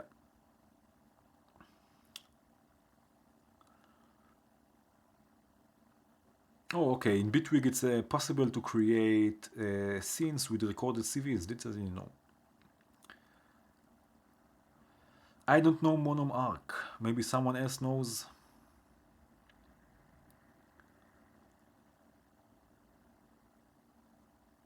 Yeah, the clear factor, of course, breaks.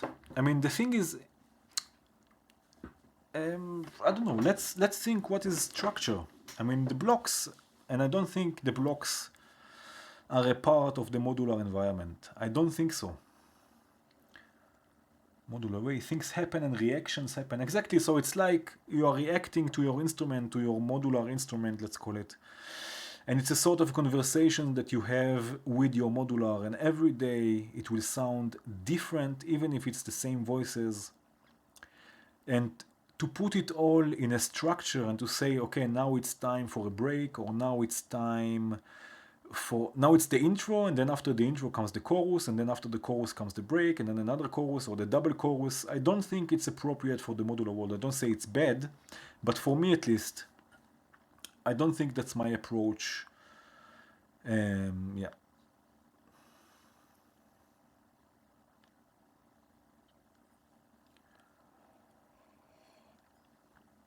I think flow is a big word in modular. Everything is flowing. A conversation with the instrument, yeah, totally. Okay, so this was the, oh, now comes another question about the quantum trick. Someone wanted to know more about the quantum trick. So let's do this.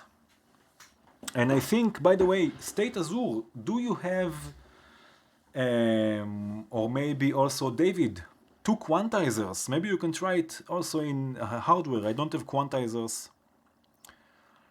So let's go back shortly for VCV Rack. I will not delete the scope this time. I don't know if I will use it, but I will not delete it. So you can try this maybe in hardware also. It's called the quantum trick. It's not mine. It's from a nice guy named Dieter. And someone wants to know more about the quantum trick. So what is the quantum trick all about? We have quantum, which is a really nice quantizer from ML. David, please try it. Please, please, please. We have quantum, and the quantum trick for creating the with the witchcraft, yeah, the quantum trick. You need two quantizers, one after the other in serial. And what is the quantum trick all about? Let's say that I have a sequence. Let's take the Turing machine. I don't know why, because it's quick. And let's take which oscillator, of course, the FM operator. Okay, and I have a sequence going on. Let's do something like this.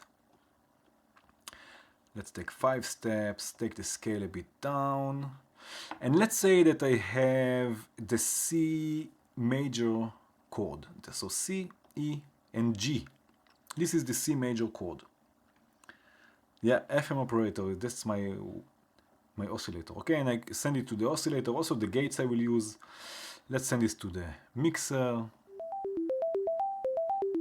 Some reverb. Amazing.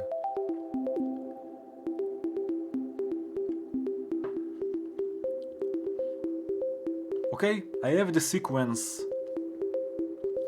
And in the ML quantizer, I have also a transpose CV input, which means that I can transpose the sequence. So if I take constants, also from ML, which will output voltage, constant voltage in steps of semitones, I can transpose, in this case, it's the chord. It will not transpose the pitch, it will transpose, in this case, the chord or the scale. Blifton, hey, thank you for joining, and thank you. Cheers. And congrats to you also. The modules are in the plugin manager, crazy, nice. Let me just move this for my face. Let's see, okay. Let's see, perfect. Okay, so again we have now the C major chord. Now let's say that I want to transpose it. So if I'm transposing, let's say, the C major by 7 semitones, by a fifth, we get the G major. And the G major is a part of the scale, because the G major is the dominant of the scale, and it's also a major chord. So the major scale goes major, minor, major, minor, major. I don't know, help me. I forgot this already. Or major, minor, minor, major, diminished, major, right? Or diminished is the last one actually. So you have in a scale a few different chord types. You have minor, you have major, and you have diminished. And in this case, in the C major chord, diminished is the 7th, yeah. So you have major, minor, minor. So C major, D minor, E minor. Exactly. C major, D minor, E minor, F major, G major, A minor, and B diminished. Augmented? Augmented is not in the, I think, maybe the 7th chord or something. Yeah. So again, if I transpose it by 7 semitones, it goes to G, and G is major, so we have no problem. If I transpose it by 5, this is F, right? 1, 2, 3, 4, 5. Again, F is major, we have no problem, we are still in the scale. But if, let's say, I want to transpose it by 3 semitones, so 1, 2, 3, we have E flat. Or let's say by 4 to E. Something is wrong here. Because when I transpose by 4 semitones, C is going to E, okay, it's in the scale. E is going 1, 2, 3, 4. This is G sharp or A flat. This is not in the C major scale. And G going 1, 2, 3, 4, B is okay, it's in the scale. But we have one note that's not in the C major scale. If I transpose it by 3 semitones, C is going to E flat, it's not in the C major scale. E is going 1, 2, 3, G, it's in the C major scale. G is going 1, 2, 3, B flat is not in the G major scale. For this, we are sending this quantum with the major chord into another quantum first, and this quantum, the second quantum, will have all of the notes of the C major chords. We have C, D, E, F, G, A, and B, all of the notes of the C major chord. And also what we will do, we will choose quantum to quantize downwards, and I will show you also why in a second.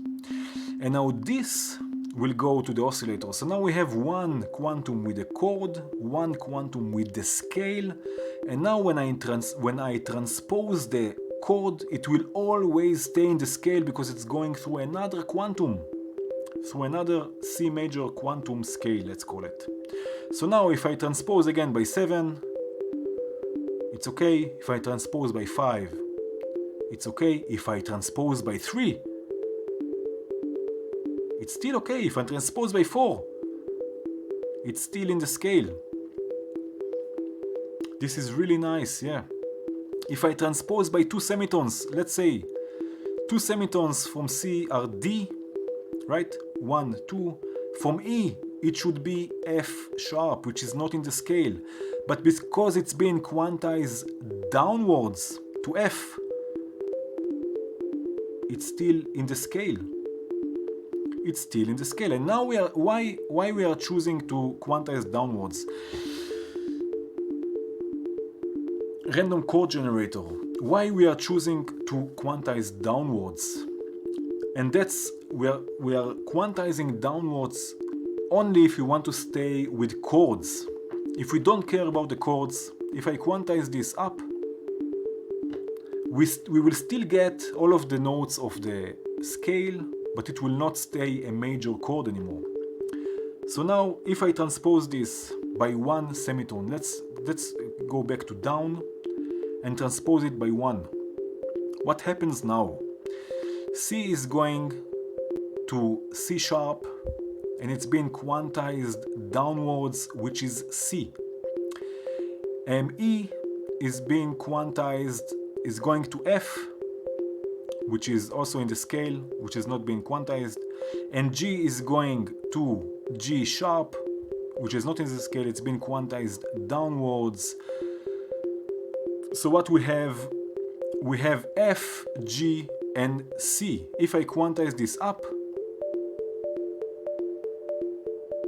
that's a different chord because C will be quantized to D, this will stay F, and G will be quantized to A. And if I, let's say, go now, let's do something like this. Let's go with a sequential switch, and we can do this. Let's say 1, 3, 7, 4. I just do something, you know, it should go crazy like this, but it's not because it will always stay in the scale. Let's divide the clock by 4 and run this sequential switch. Just a second, let's send this to the transpose.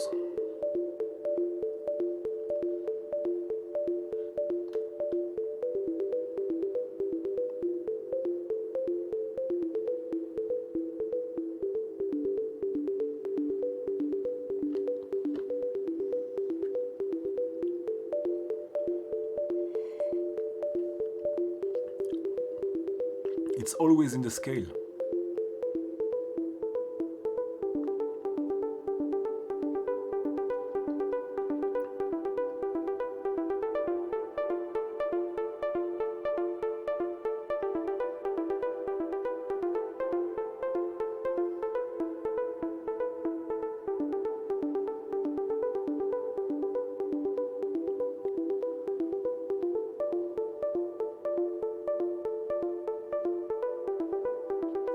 And the clear factor, there will be a dedicated video about this,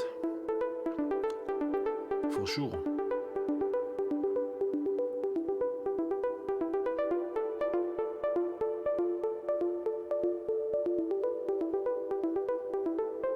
I can sit like this for 2 hours and play with the feedback of the FM operators.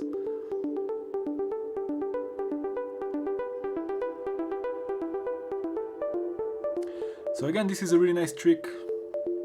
And you can do all sorts of stuff with it. You can also, instead of using constants, you can use sample and hold. On the trigger, what do you mean on the trigger? You mean from the steps of the sequential switch. You cannot just do this, but you can also do sample and hold directly to the transpose.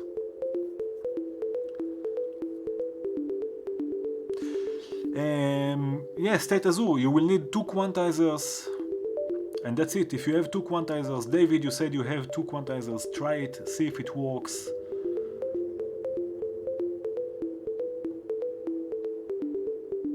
Yeah. So try it, please. If you have, if you have 2 quantizers.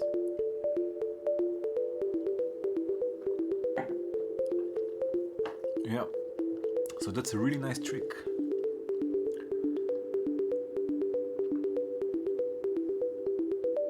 I mean, it's just playing. That's it, you can leave it. And again, you can use also sample and hold, because again, it will transpose the scale and not the pitch. The scale and not the pitch, so I can set the same clock and set sample and hold.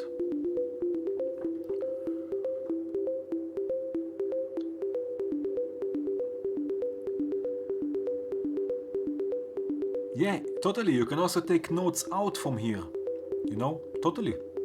Yeah, you can play with it.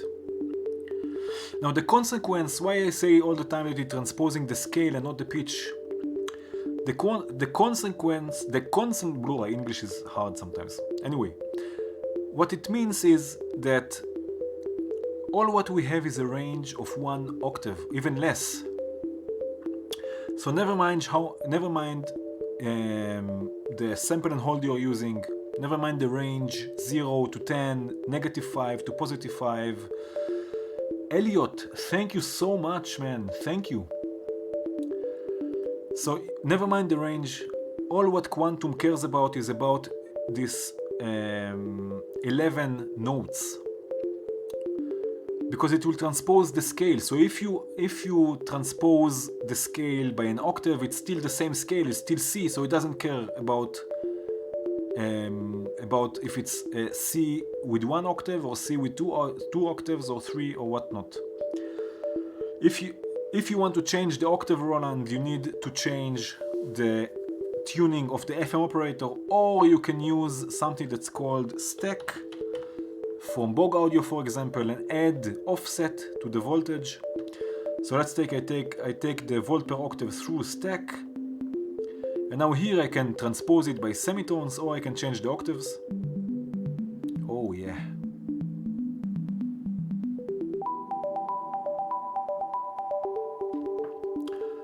So this, what you can do, SUU utilities also from Nischi, also, yeah. So again, I just want to say, if you transpose, let's say, the scale by an octave, so it's on C, and you send +1 volt, which is 1 octave higher, it will not transpose anything because it's still C. It will transpose the scale and not the pitch. So you have only this range of C until B, and this is only what you can transpose. So don't worry so much about the range of the what you are using to modulate. For example, here I'm using sample and hold. It's -5 to +5. That's 10 octaves, but it doesn't matter because it will not transpose the pitch, only the scale. Yes, exactly. You can use the Beatstep Pro for this. Totally. Stellaris Sigma, wow. Yeah, this is a really nice module. 21 kilohertz, please. This will work also with chords. Oh, come on, let's do this. 2 more FM operators, please. And what I need now, I need something like this. Let's take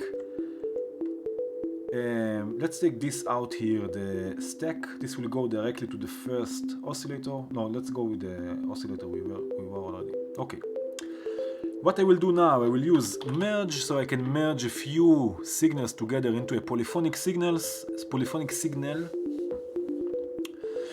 And I will use once the main output from the Turing machine, once the volts output, and I will change the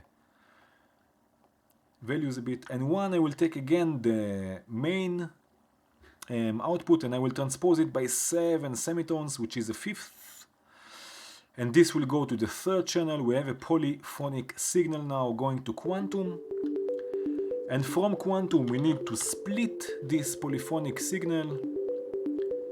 Let's take it out of here. We need to split it to the 3 oscillators, and let's use the same gate for all of them, and of course send them to the mixer. Let's do something like this. Let's take it also 1 octave down. Ah, it's this one, okay.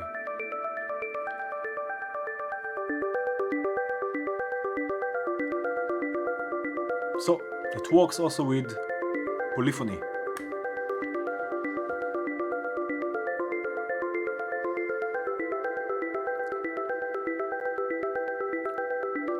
Because how polyphony is working in VCV, when you have a monophonic signal going into a polyphonic module, it will copy the signal to all of the polyphonic channels. I hope you can see this. I'm like this maybe. Yeah. So it will copy the signal to all of the polyphonic channels. So now this transposition input, this signal is going to all channels at the same time, the same signal, transposing all of them together. So it will not be a problem to use also polyphony. And if you want, and this will create chaos, but maybe this chaos is nice, you can use 3 different sample and holds, let's say. But this will create chaos because one will be transposed differently than the other. But it can still be nice. I don't know. Let's see.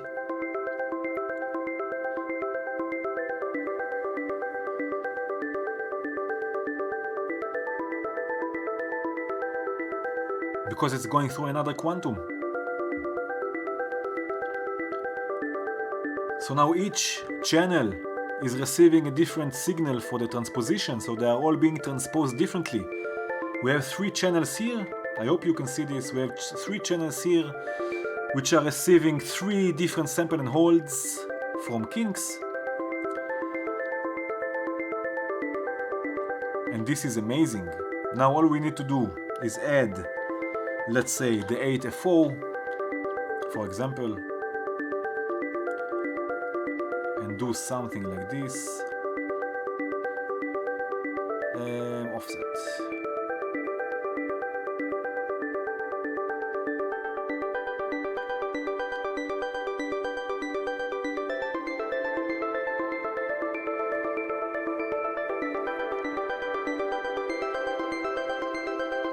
Yeah, amazing.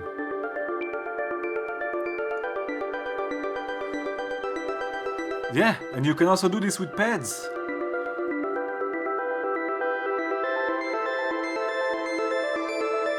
You can do this with pads.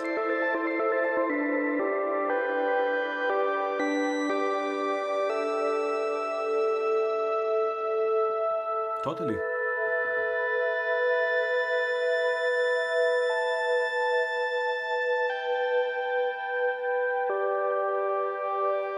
Yeah, there is no chaos because it's going through another quantizer. And this quantizer is making sure that everything stays in the scale. If I can invert one, of course. What we can do... let me think. Let's invert this voice. So I can take this voice first through kinks to invert it.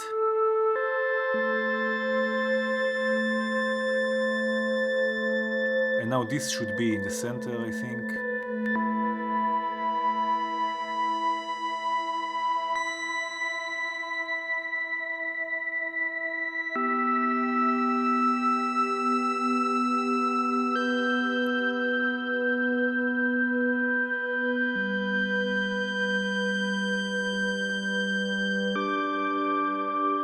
Nice.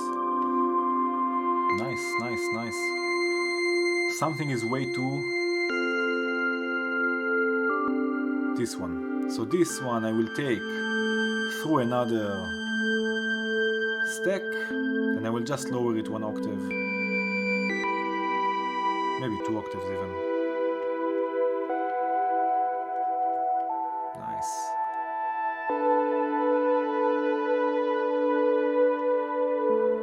Nice. Cheers, the clear factor. Thank you.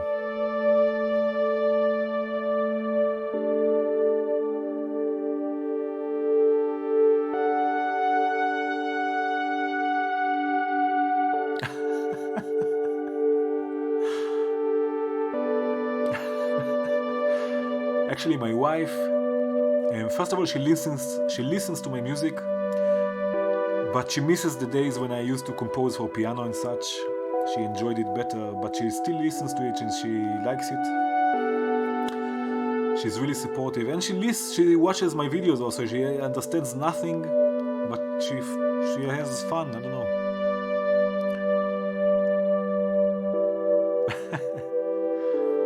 Yeah, I need some more wine.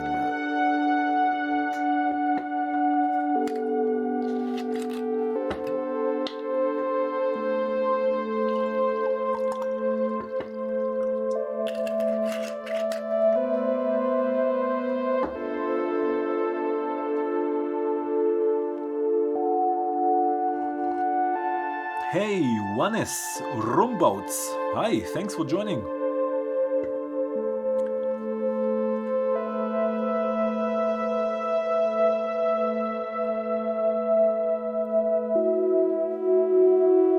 Yeah, so this was the quantum trick.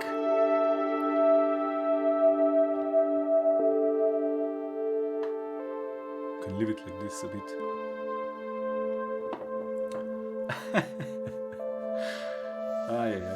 Cats are funny.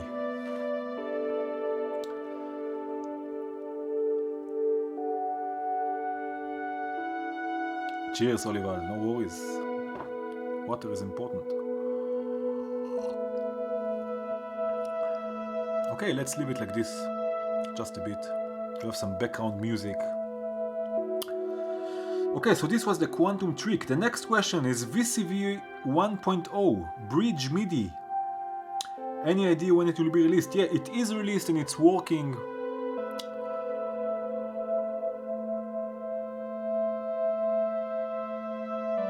And it's working. Patrick, is quantum the only quantizer you can do this with? No.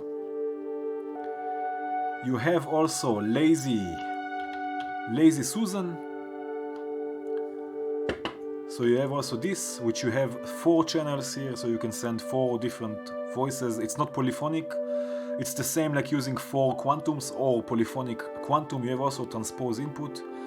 You just need 2 of them, and you have also more quantizers. All you need are 2 quantizers and a transpose input. That's it. The thing about quantum, and I'm not so sure if it's the same in Lazy Susan, that again quantum will transpose the scale and not the pitch. If you use scalar, for example, or scalar, and you set an offset, it will transpose the pitch also. So it's different, it will work different, and quantum is amazing anyway. You can transpose the CV before it gets to quantum. Yeah, if you want, yeah. Sure.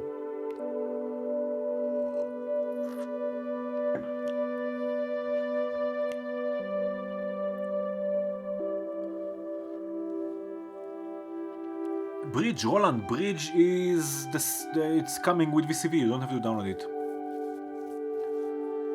And Emma, Erwin, I have a feeling that Erwin will be out soon. I have a feeling. Shh.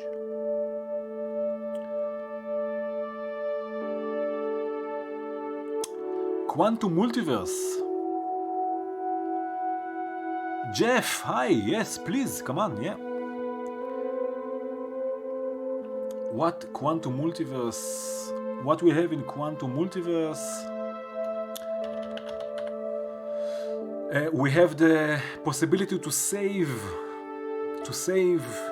scales. So we don't really need this technique. Shh, Emma. So let's say I have a C minor 7th here. I save it. And then I want D major, I save it, and then I have both of them saved. I can trigger this, so I don't really need the quantum trick unless I want to do this randomly and unexpected.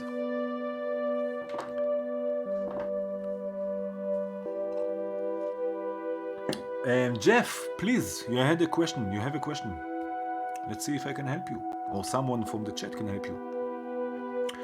The MIDI control plugin, is it possible to control a setting that is seemingly only accessible in the right-click menu? Wow, this is a good one. Let's see. I don't think it's possible, but let's see. Let's go with braids, for example. No, I don't think that you can do this. I don't think so, I'm sorry. But you cannot modulate, no. What would you like to modulate, for example? Maybe it's possible to do it in a different way. So you cannot map something from the right-click menu, I don't think so.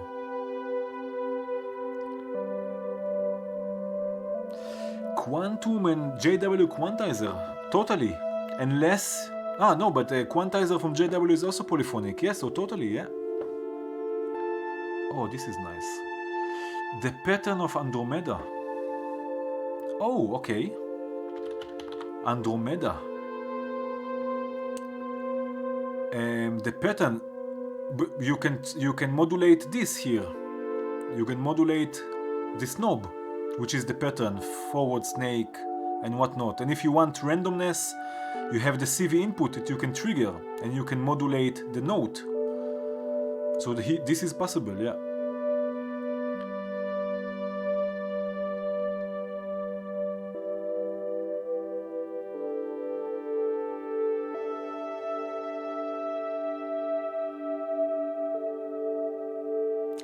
Yeah, if it's in the right-click menu, then it's a problem, I guess.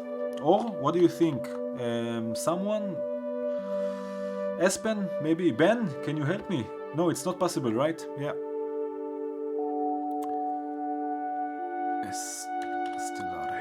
No, it's not possible to modulate something from the right-click menu. Shall I leave the music on? Does it bother you? Let me know. I find it soothing.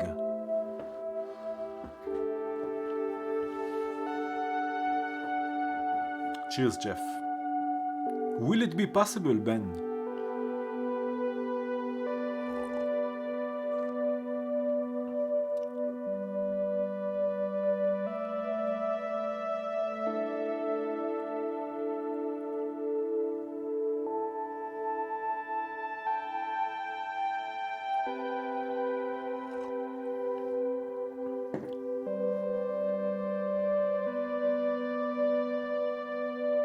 Okay, cool.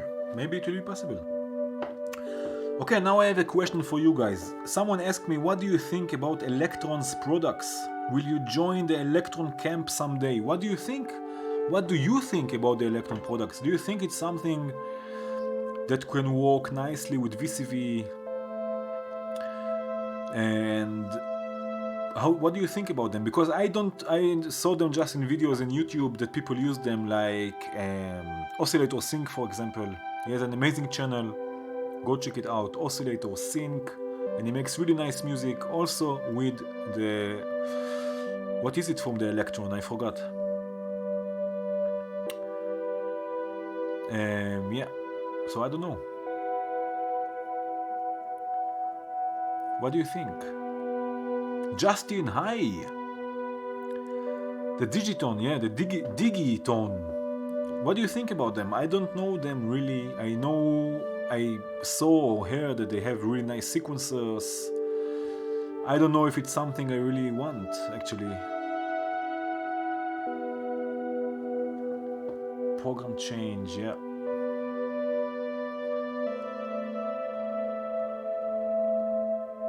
Oh, Emma, cool. Yeah, of course the sound is nice, but... Oh, you have the Digitech, the Digiton, and the Heat Mark II. Nice. How is it? So what...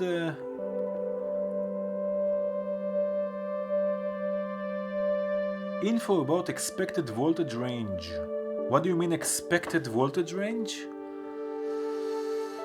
You have the parameter tooltips, so you can see exactly the voltage you have now, or the hertz, or whatever. But what do you mean the... Victor, yeah. The Digiton, cool.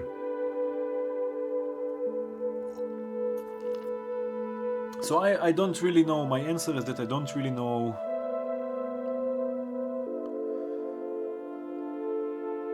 Yeah, I don't really know those.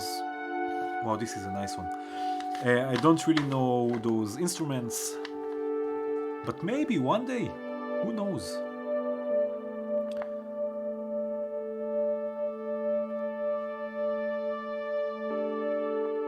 The main developer has left. Okay, crazy. Okay, next question. Questionados. Do you have any musical influences that you can share? So first of all, of course, from the old days. So Beethoven, of course, I have him here also, right beside me. Let's see if you can see this. Let's move here. Beethoven.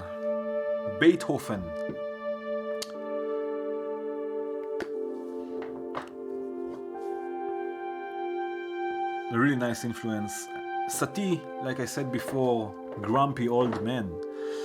Bach, well, yes, also, yeah.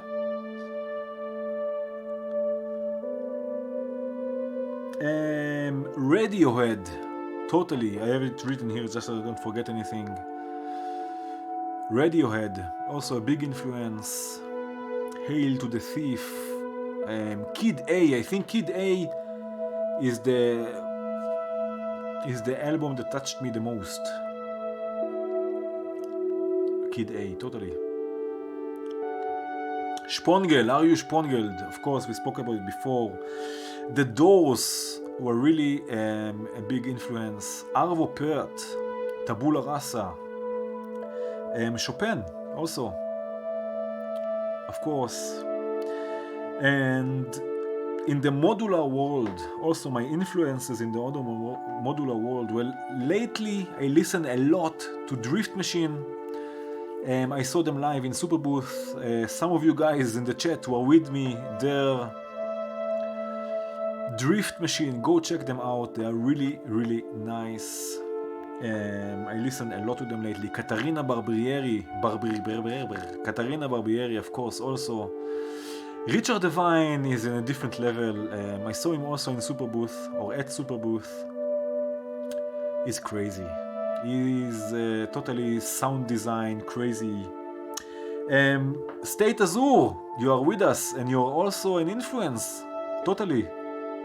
I have you written here, so it's not... it's the truth.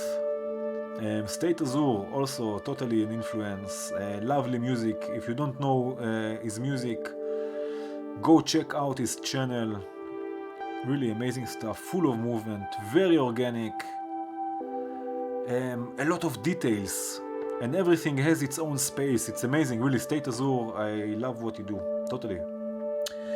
And another guy who is doing also YouTube videos is, I'm not so sure I'm pronouncing it right, but Ryan is making, I think sound design is the headline there, is making crazy stuff. Is working also with VCV Rack, by the way. Gert, I think I'm pronouncing it correctly. Thanks so much, thank you. State Azure, it's the artist name, yeah. Rien, yeah, exactly, State Azure, I hope I'm pronouncing it right. Yeah, he's amazing, sound design, crazy stuff, totally organic, amazing. I don't know how he's doing stuff like this. And he's also working with VCV Rack, by the way.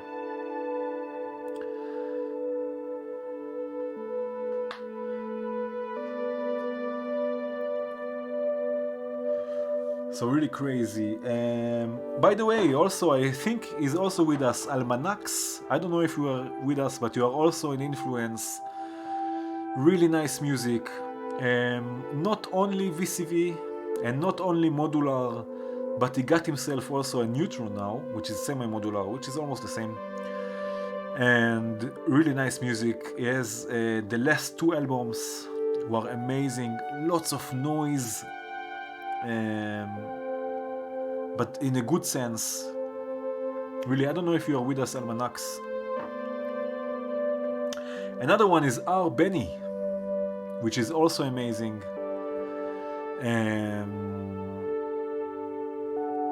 So this guy really, when you speak about structure, this guy is really crazy. Really, it's developing and it's flowing. This, when I say flow in modular, R. Benny, totally. Heinbach also, I have it also on my list. Heinbach, totally. Enani a bit less. I'm not listening to Enani so much, and also not to Lightbeth so much. I don't know why. They have really nice things, but yeah. Totally, Elinch also. I listen to him also, yeah. I'm subscribed also, but it doesn't have any nice, any new things, so I don't know. And Heinbach is also really nice, but it's also not so modular, I guess, but also it's more tape. He has also now a new series about, how is it called? The measuring devices. So like an oscillator with a knob like this, like this, just an oscillator. Amazing stuff he gets out of it. Thanks so much, Espen. Thank you. Test equipment, exactly. Yeah. Hi, I'm Hanbach. Glad to have you back. He's amazing. No, really, it's really nice. Yeah, I love his music, and I watch all of his videos. Never mind that it's not modular, that it's inspiring to see, and really nice. Yeah. Yeah. So Heinbach, Alessandro Cortini, of course. Jade Wee is also interesting. Yeah. And there's another one that I have to mention. Comparative irrelevance. Now this is less. He has also music, so tracks, let's call it compositions. But he's doing like, he has more than 100 now, 3 modules challenge, I don't know. This is nice. Where he makes patches with using only 3 modules, which is amazing. He's getting so many nice results. Crazy stuff, really. Comparative irrelevance, amazing. Andrew Wang, when he's making something with modular, is crazy. He has so many crazy sound design ideas, really nice. Yeah, the 3 module series, amazing stuff, really. And yes, and that's it, I think. Yes, it's really amazing. Emma is amazing. There are also 3 people that I want to mention from VCV, actually, from the VCV world, and of course there are more, but I think those are worth checking out for sure. It's Ananda Namaste. He's not so known, but he's a part of the group, of the VCV Rack group. Ananda Namaste has really nice ambient patches, all VCV, pure VCV. Syndicat, of course, is combining also modular, so hardware with VCV. He's also building crazy stuff, and is making sometimes ambient, sometimes drum and bass, all sorts of crazy things. Really nice. David, what is very cool? Did you try the thing with the quantizer? And Mark, by the way, I want to mention you also make really nice music. And also Espen and Inverted Pops and Lars, so many nice things. And Olival. Yeah. I think Rian is using the ES8. I have a feeling. I'm not so sure.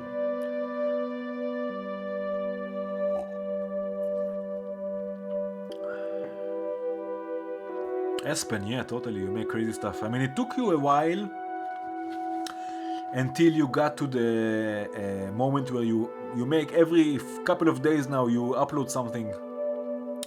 Because at the start you uploaded something and then it took like 2 or 3 months and I told you, hey man, you have to make more, you know. And now you upload every 2 or 3 days and everything is really nice.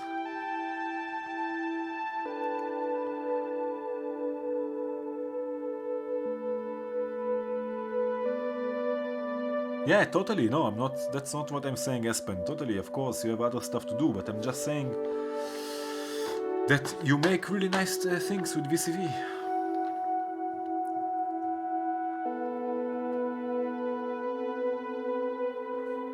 Okay, next question.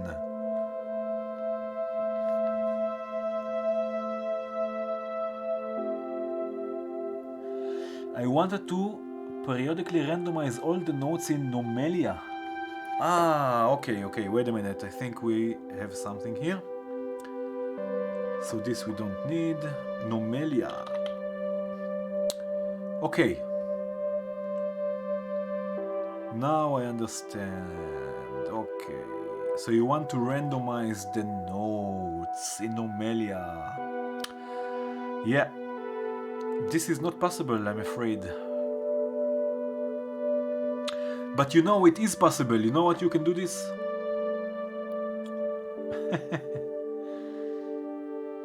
Ah, okay, so it will be available in Stripe. But what you can do, you can take micro maps, and you can map, let's say, the first stage, the first step, and you can map the second one, and so on. Let's say you want just 4, okay? So you have 4. You can use also the one with Patrick. I just hold delete and I go all over the modules. And now what you do, you use, for example, brains, which is a sample and hold module. And let's use a quicker clock, let's say something like this. And you start inputting voltage to the map. And you can see that they are being randomized. So this you can do, for example, if you want to randomize the different steps, you can do this for all of them. Oh, and the randomize option in the context menu will get a CV input. Crazy. Yeah, nice.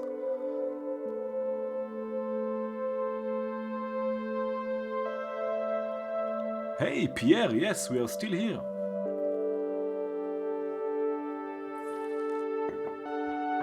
Okay, so this was randomizing the steps.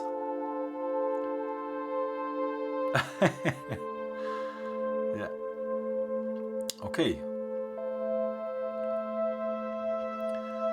So now,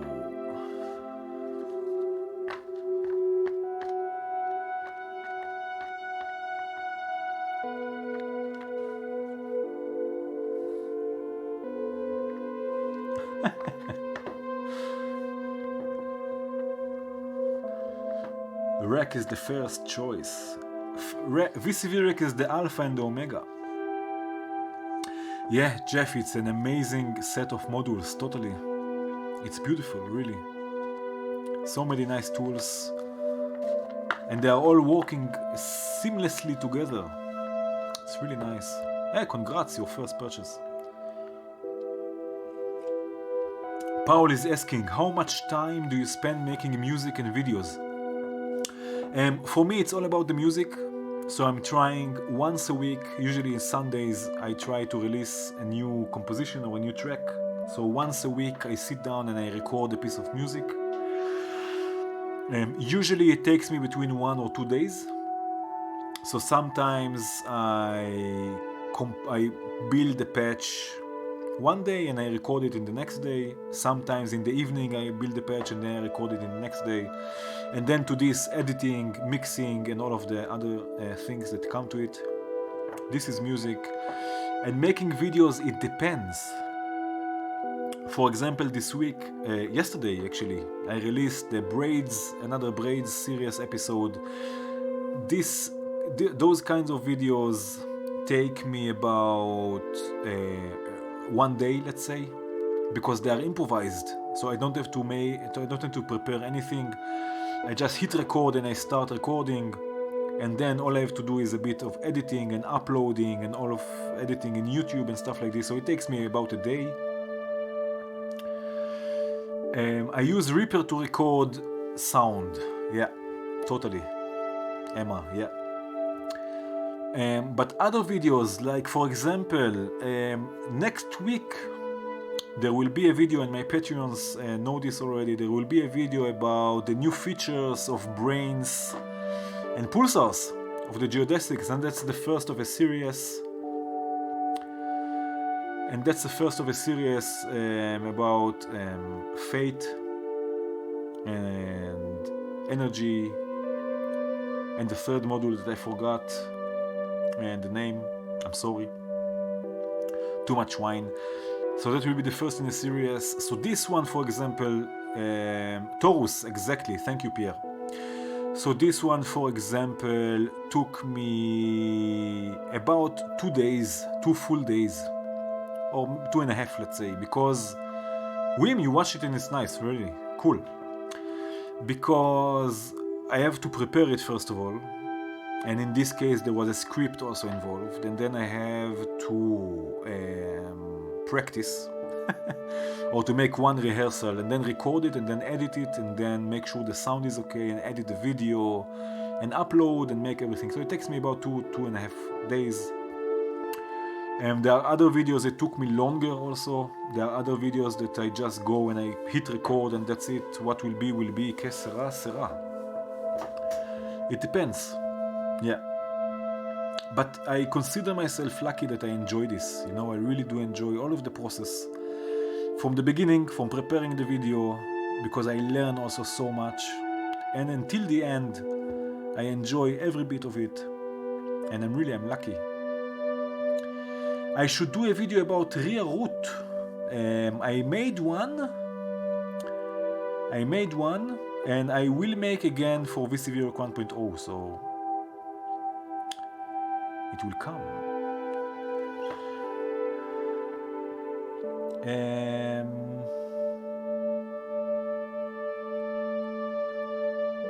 So there was a question about fate. We will have a look at fate also. In a second. Energy is amazing. Mark, if you are still with us, I mean Mark and Pierre of course, but Mark made the coding and it sounds amazing, really, and the features are really nice.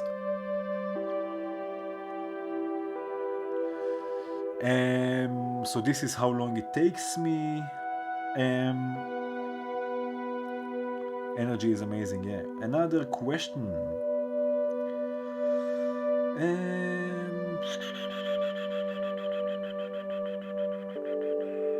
Okay, I will ask you something now. What is missing from VCV Rack? What kinds of modules or functionality could help take it further? What do you think?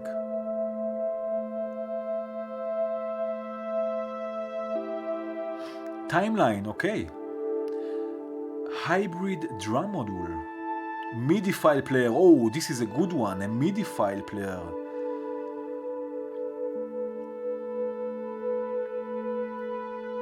An easier way to do scenes. I love the Geodesics designed. Ah, yeah.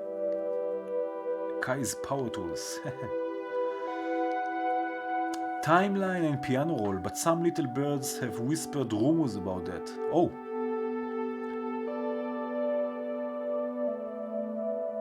More structure. No, I can totally understand. VCV in a browser. I would love to have VCV on my cell phone actually. I would love that. The surrounding next to me would not like it at all. Granular sample stuff and deep sequencer. Granular sample stuff. Yeah. State Azure, did you check out the new Simplister or something like this? From Nischi. It got a new design. But yes, totally granular, of course, yeah.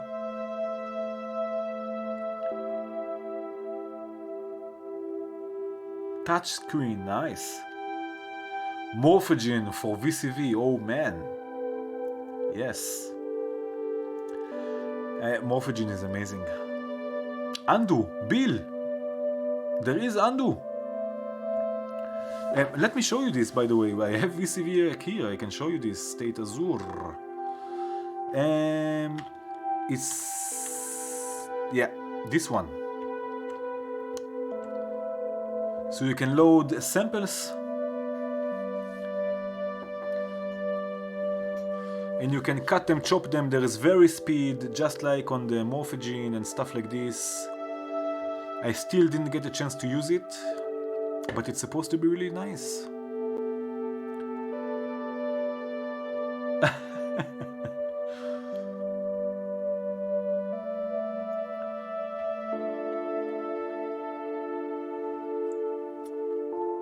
And by the way, Pierre is the guy who designed this. So thank you, Pierre, again.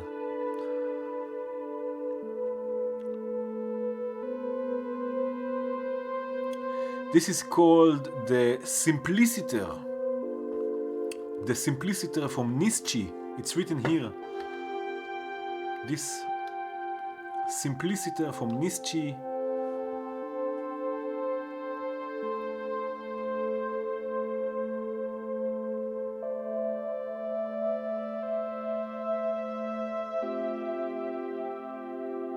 Yeah. And it got a new design. It's a bit more inviting, let's say now, than before. Let's see if it was... yeah, it was this, I think. This is how it was looking before. Oh, it's this, right?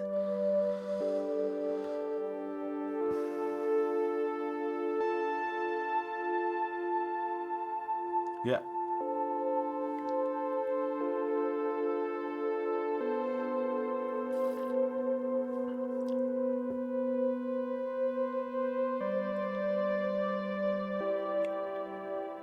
The Volt modules, yes, amazing stuff. Ah, alright.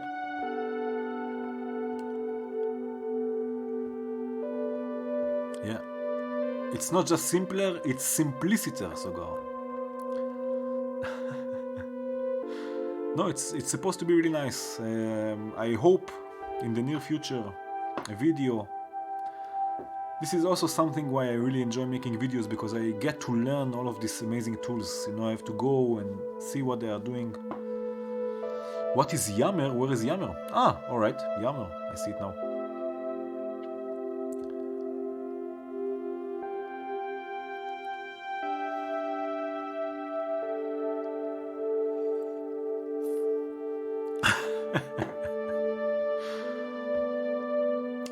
Oh, you know what I would really like to see more in VCV Rack? Waves Unlimited, thank you for this comment. Video synthesis. Video synthesis in VCV Rack, I think it will be amazing. I really want to combine in my music video synthesis,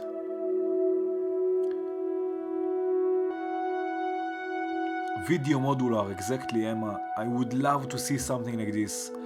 There are quite a few developers here in the chat. If you listen and if you think that it's a good idea, go for it. Video synthesis in VCV Rack will be amazing. Will be amazing. Sunvox. The thing is, I cannot use other programs. Modular fungi video, yeah? I cannot use other software other than Reaper because of my audio interface. I'm already using Reaper, so it's VCV and Reaper, that's the maximum I can use. Can you connect with other plugins in Ableton, such as Guitar Effects, Helix Native, together with external effects? Gert! Listen, I hope I'm pronouncing it right. Let me know if I'm wrong. But there is Host and there is Host Effects. I don't know if you know those plugins. They are commercial. I think they cost $30. You get all of them. Hey, Clear Factor is back with us. You get all of them together, and with them you can load. I cannot show you this now because the screen OBS will not. the screen capture software OBS will not capture the VST window, but you can load all of your VSTs in VCV Rack and modulate almost anything, effects and instruments. So if this is what you asked, you can do this in VCV. Rasmus, totally, for sure. But still, if there is a way, this will be amazing.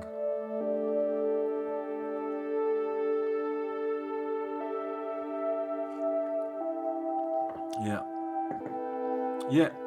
So you can load again. You can load all of your VSTs, also contact, for example. And again, you get all 3. So you get host XL, especially for contact, if you have a few instruments in contact. Now it's also polyphonic, by the way, host. So you can play drums, you can play chords, whatever you want. You have host effects for your effects and host for your instruments. It will only load VST2 64-bit. So if you have VST3, it will not load it. But yes, you can modulate almost anything. And yes, plateau. Now plateau, there is a plateau VST, and you can load it in VCV. I did it already, and it's amazing. Yeah. But S-Pen, probably you can also, most of them you can also install as VST2. And you can load Reactor in host. It's fun. I don't use Max 7177. I don't use Max.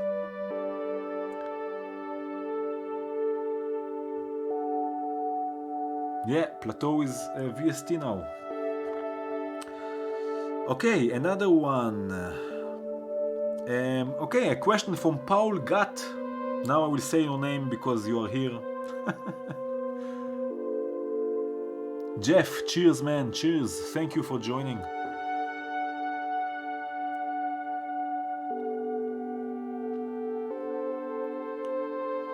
Reactor gives you clicking sounds. Well, for me it's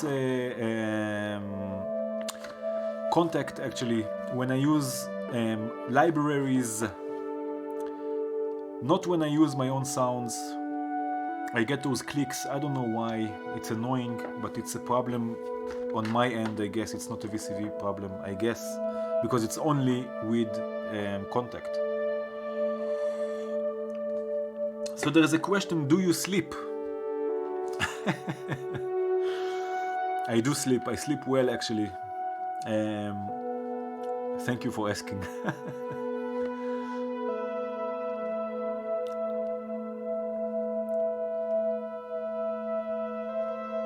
Hey, Galebor. Yeah, sleeping is for children. Exactly, Waves Unlimited. I agree. Sleeping is for children.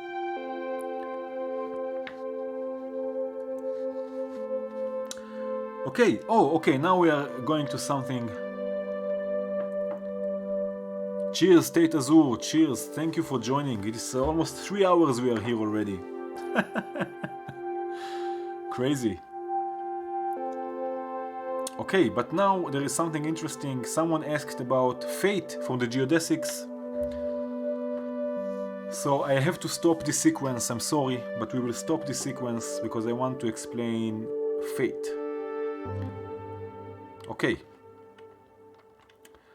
So, Fate from the Geodesics. What is Fate? Fate will allow you... I didn't save it, no, I'm sorry. Cheers. State Azure, cheers.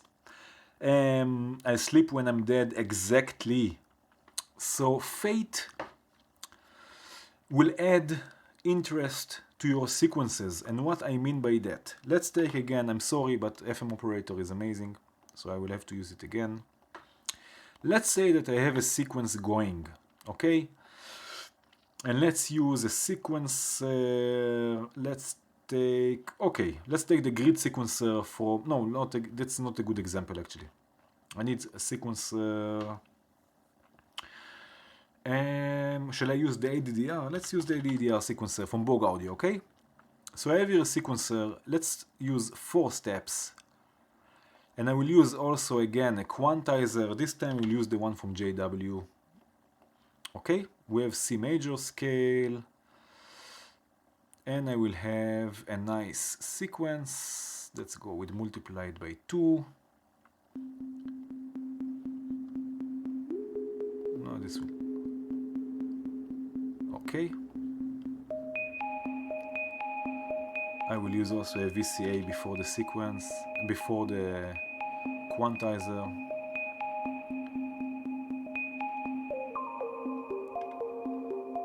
Okay, so we have this sequence, delete and drag, yeah. Oh, sec3 is also a good example, but never mind. Now ADDR. We have a sequence, we have 4 steps.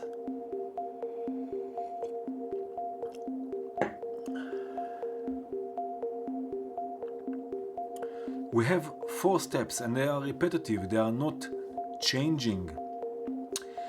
Fate, what Fate will do, it will take your sequence and it will add random voltage to this sequence, or, and we will see this later, we can combine 2 different sequences. If you know Entropia, it's about the same idea with Entropia. I will have a tattoo of the FM operator right after I make a tattoo of ions. Okay, it will add random voltage to your sequence, and what I mean by that, I will take my sequence before it goes to the quantizer. I will take it to the established order. Established order, this is our sequence. This is the repetitive sequence. And we can trigger, we have the choice trigger, and each time it receives a trigger, just like sample and hold, each time it receives a trigger, it will, there is a chance that a random voltage will join or will be added to the sequence. Just a second, do you have any video since reference? Okay, this is a question, just a second. One is Ramboats, just a second. Exactly, established order, things as they are supposed to be. Now with each trigger there is a chance that this sequence will change. And what's the probability? This we control with the free will.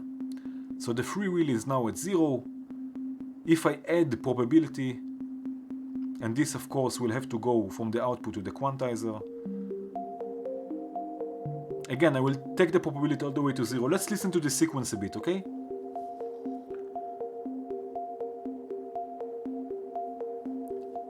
This is the sequence. Now I can add the probability that will add random voltage to the sequence.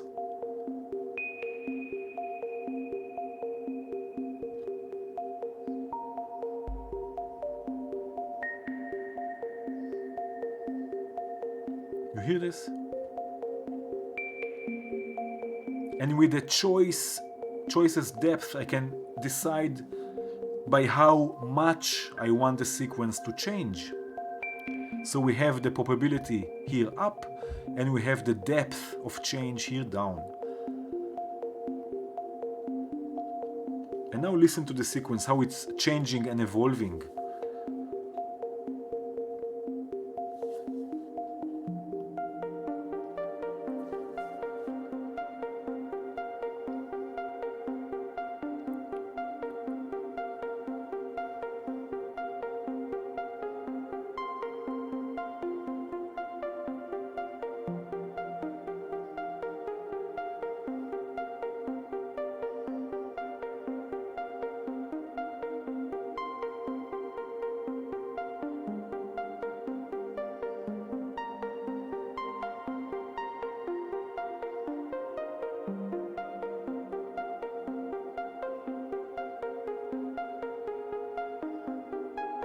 You can hear how the sequence is changing and evolving.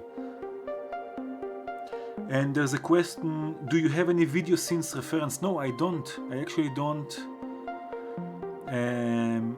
If you want to develop something like this, I would love to help you. I cannot develop, but I can test stuff.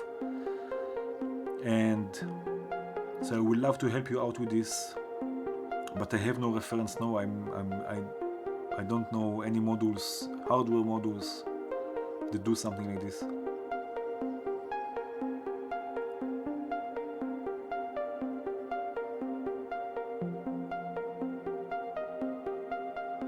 So we took a simple 4-step sequence, and now it's ever changing. And again, I can change the probability. I can make it 100%, 100% random, or I can take it lower. And another really cool, amazing thing that you can do. Let's take, for example, another ADDR sequencer and another quantizer.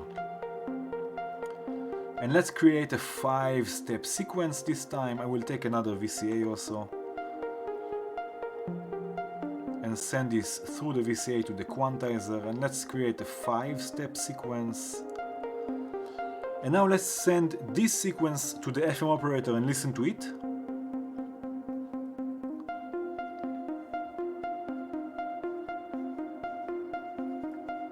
So this is the 5-step sequence. Now what we can do, we have here the X machina input. And here we can input a different sequence that we can combine, we can switch, not combine, but switch between the different two sequences from the first ADDR and from the second ADDR, but randomly according to the probability and to the depth, exactly like in Entropia, or let's say inspired by Entropia. So this will go to the X machina, and we will take our sequencer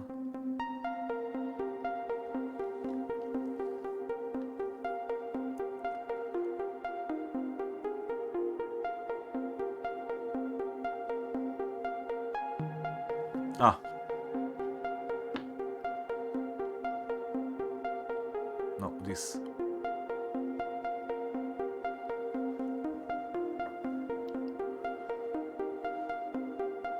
So now we have a 4-step sequence and a 5-step sequence, and they switch.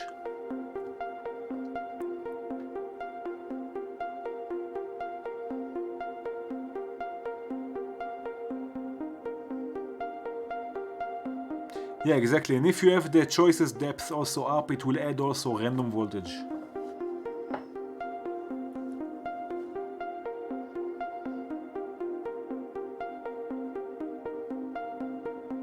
So like this, you can take a sequence and add some movement or some life to it with fate,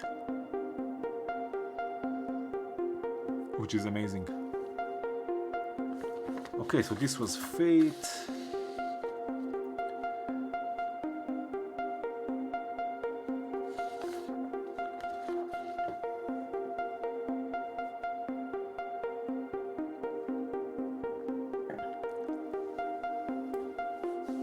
What we can also do, we can send the same pitch information to the feedback amount. So the higher the notes, the more feedback amount. Yeah, polyrhythms are cool, Pierre, they're amazing.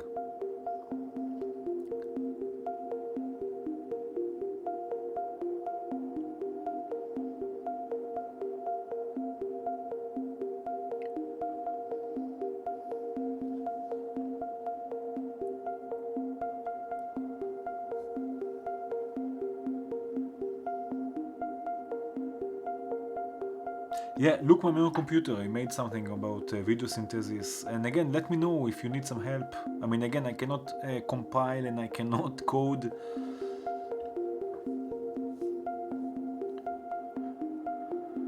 Nice. Let's just add a bass so we can stay with it. And even VCO.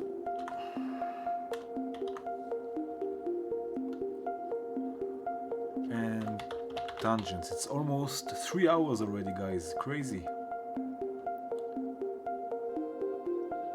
Oh, this was also nice. Why not?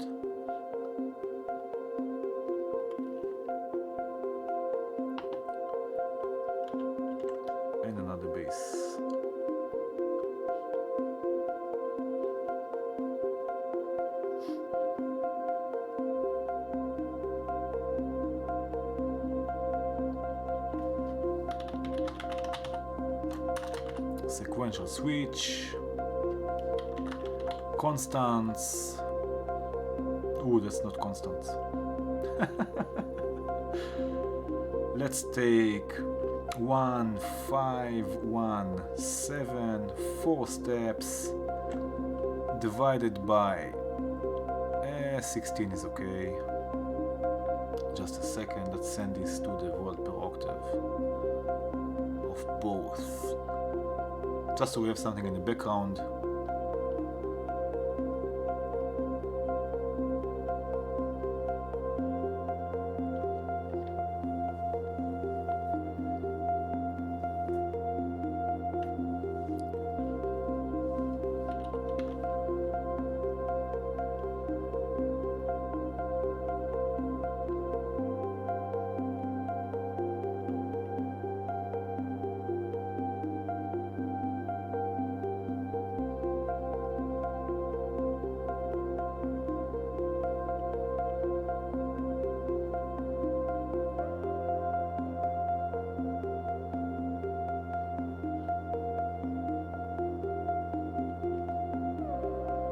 Nice.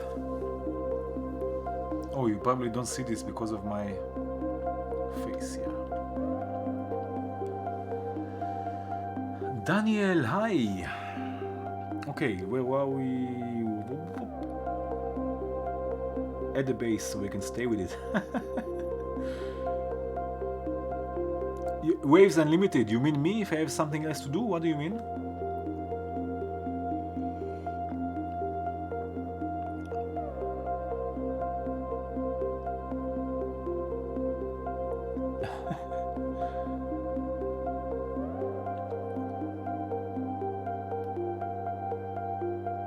Emma, good news.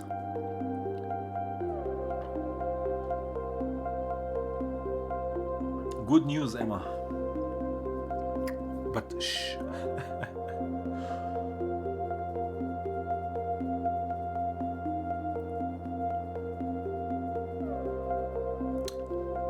Espen, for me you mean if there are other things than Rack? Beer? No, I don't drink so much beer, just Guinness.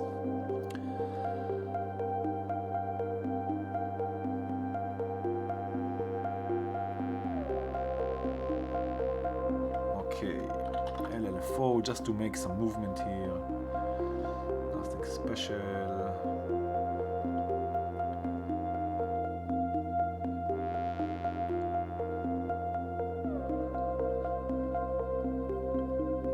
Okay.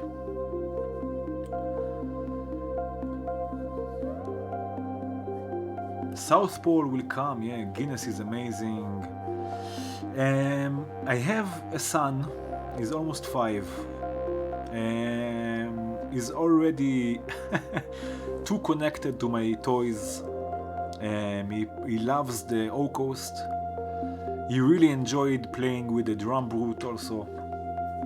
I'm a bit afraid to show him VCV Rack because then my computer will be out of service. I guess, but it will come, of course, yeah. He enjoys music, so yeah.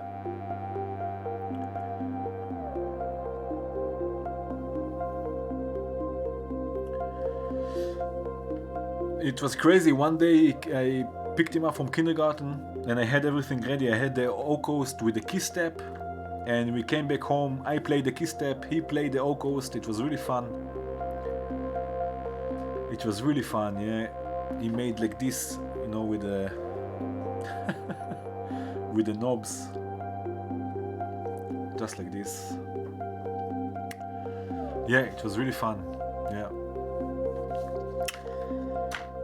South Pole beta modules. I don't know, Rasmus. Okay, another question. If somebody were looking at plugins to buy for VCV for the first time, what would you recommend?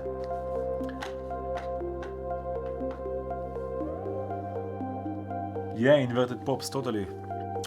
So what modules do I recommend buying? First of all, I mean, for a new user, I guess. First of all, the VCV modules. First and foremost, because they are supporting the VCV the development of VCV.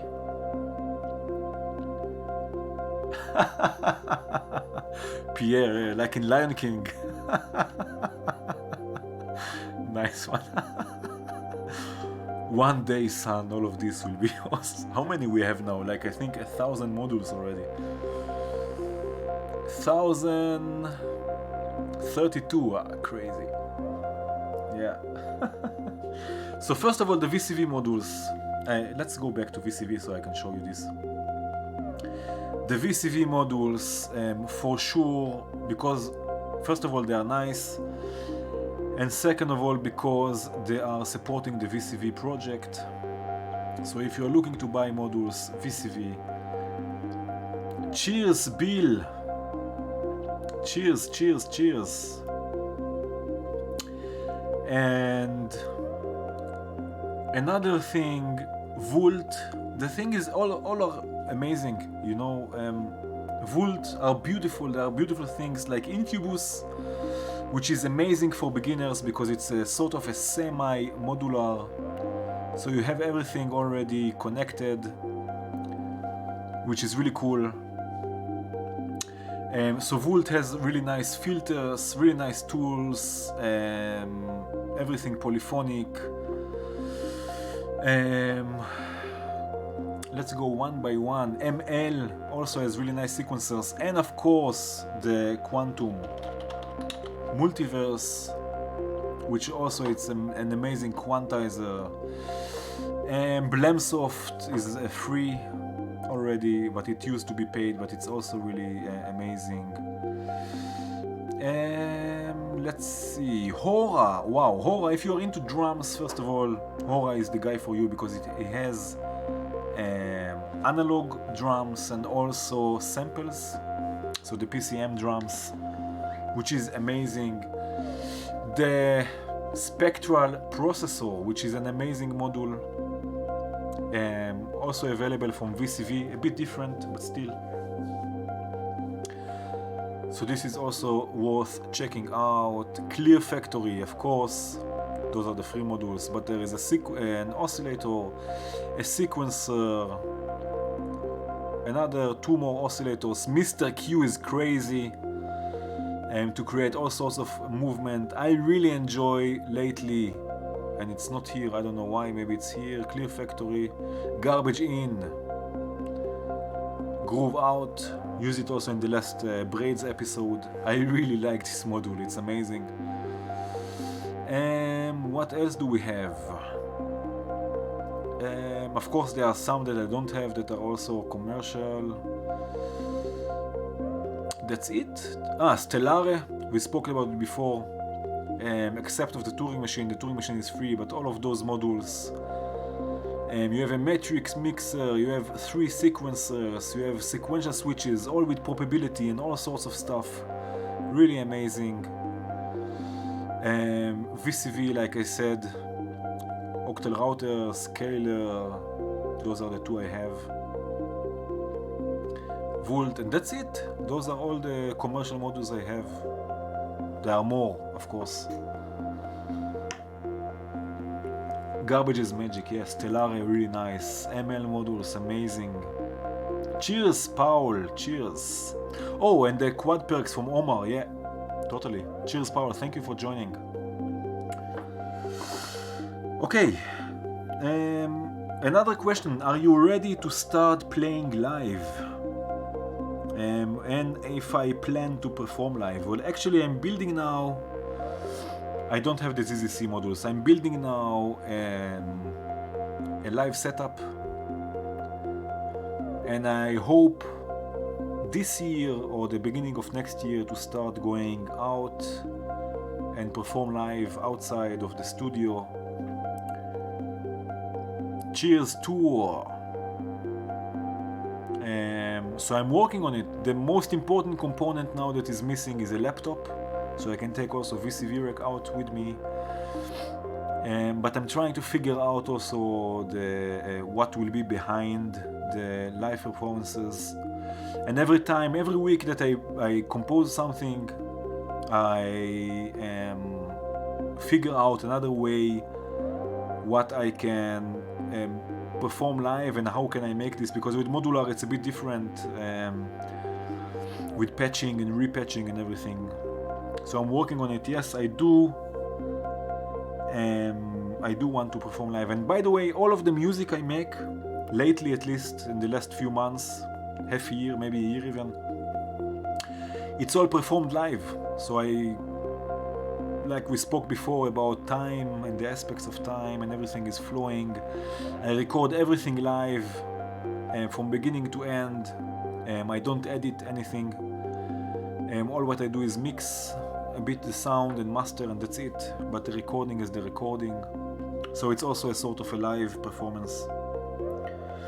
Now there's an interesting question, and I think with this we will finish today. Unless you have more questions, let me know, but I think 3 hours, more than 3 hours are enough. Someone asked, how come every time I add a filter I lose volume? When I play with the filter's cutoff, it's almost as if the sound disappears to nothing between 11 o'clock and 7 o'clock. I appreciate that you cut the frequencies, I like this, but surely not to silence with so much cutoff left.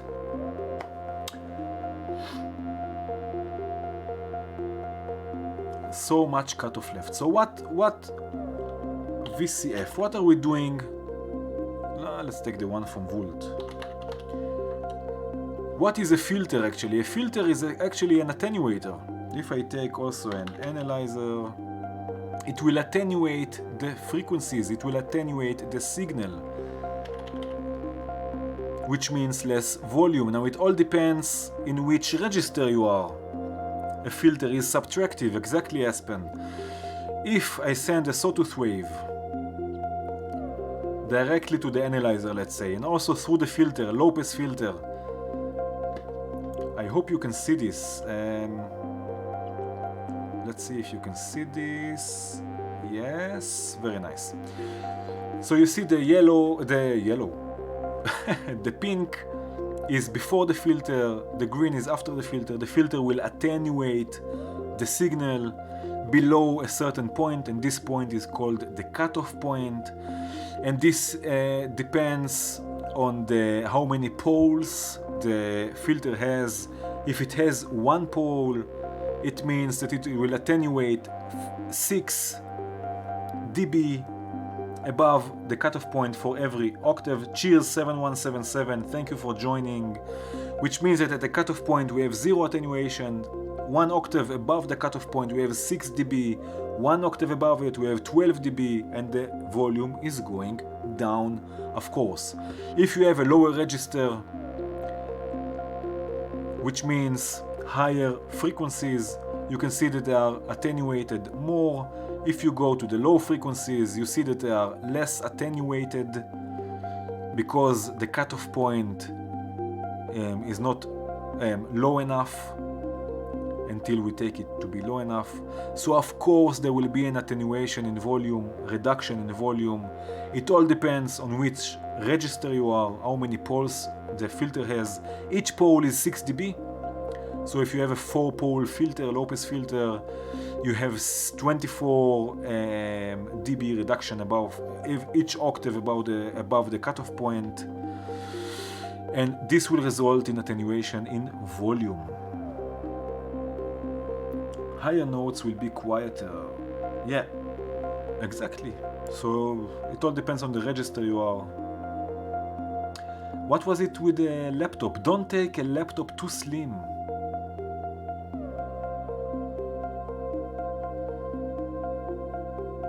It's too slim to handle the heat. Oh, this is a good point.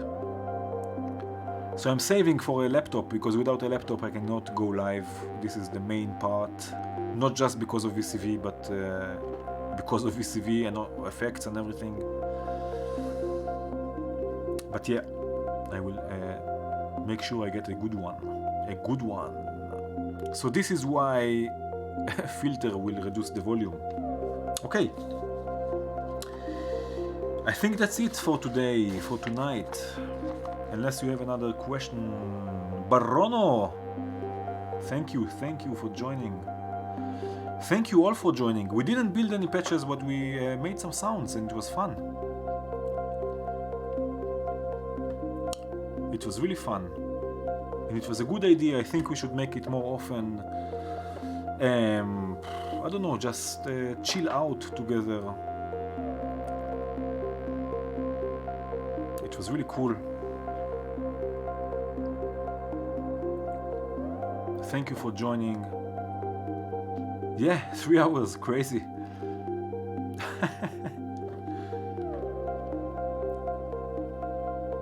Cheers, everyone. And thank you again for your support. 5,000, amazing, crazy, crazy number.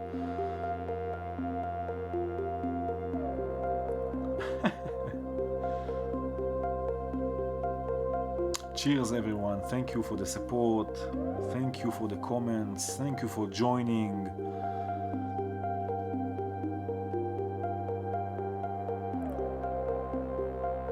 Cheers. Good night. Go to sleep already.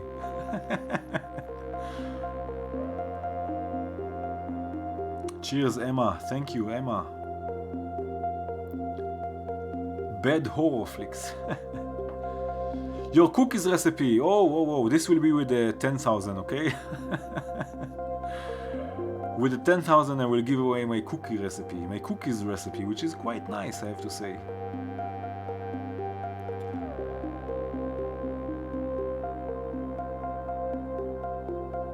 Yeah, sleep is for the weak, of course. Cheers, Patrick, thank you. I promise, Waves Unlimited, mark my word. Modular cookies, exactly. Oh, that's a nice name for an album. Modular cookies.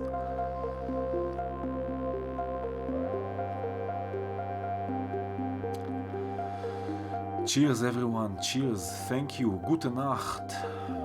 Lust, Sebastian. Gute Nacht. Schlaf gut. Cheers, everyone.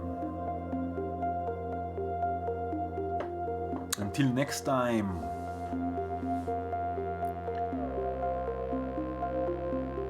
Ciao, bambinos e bambinas. Ja.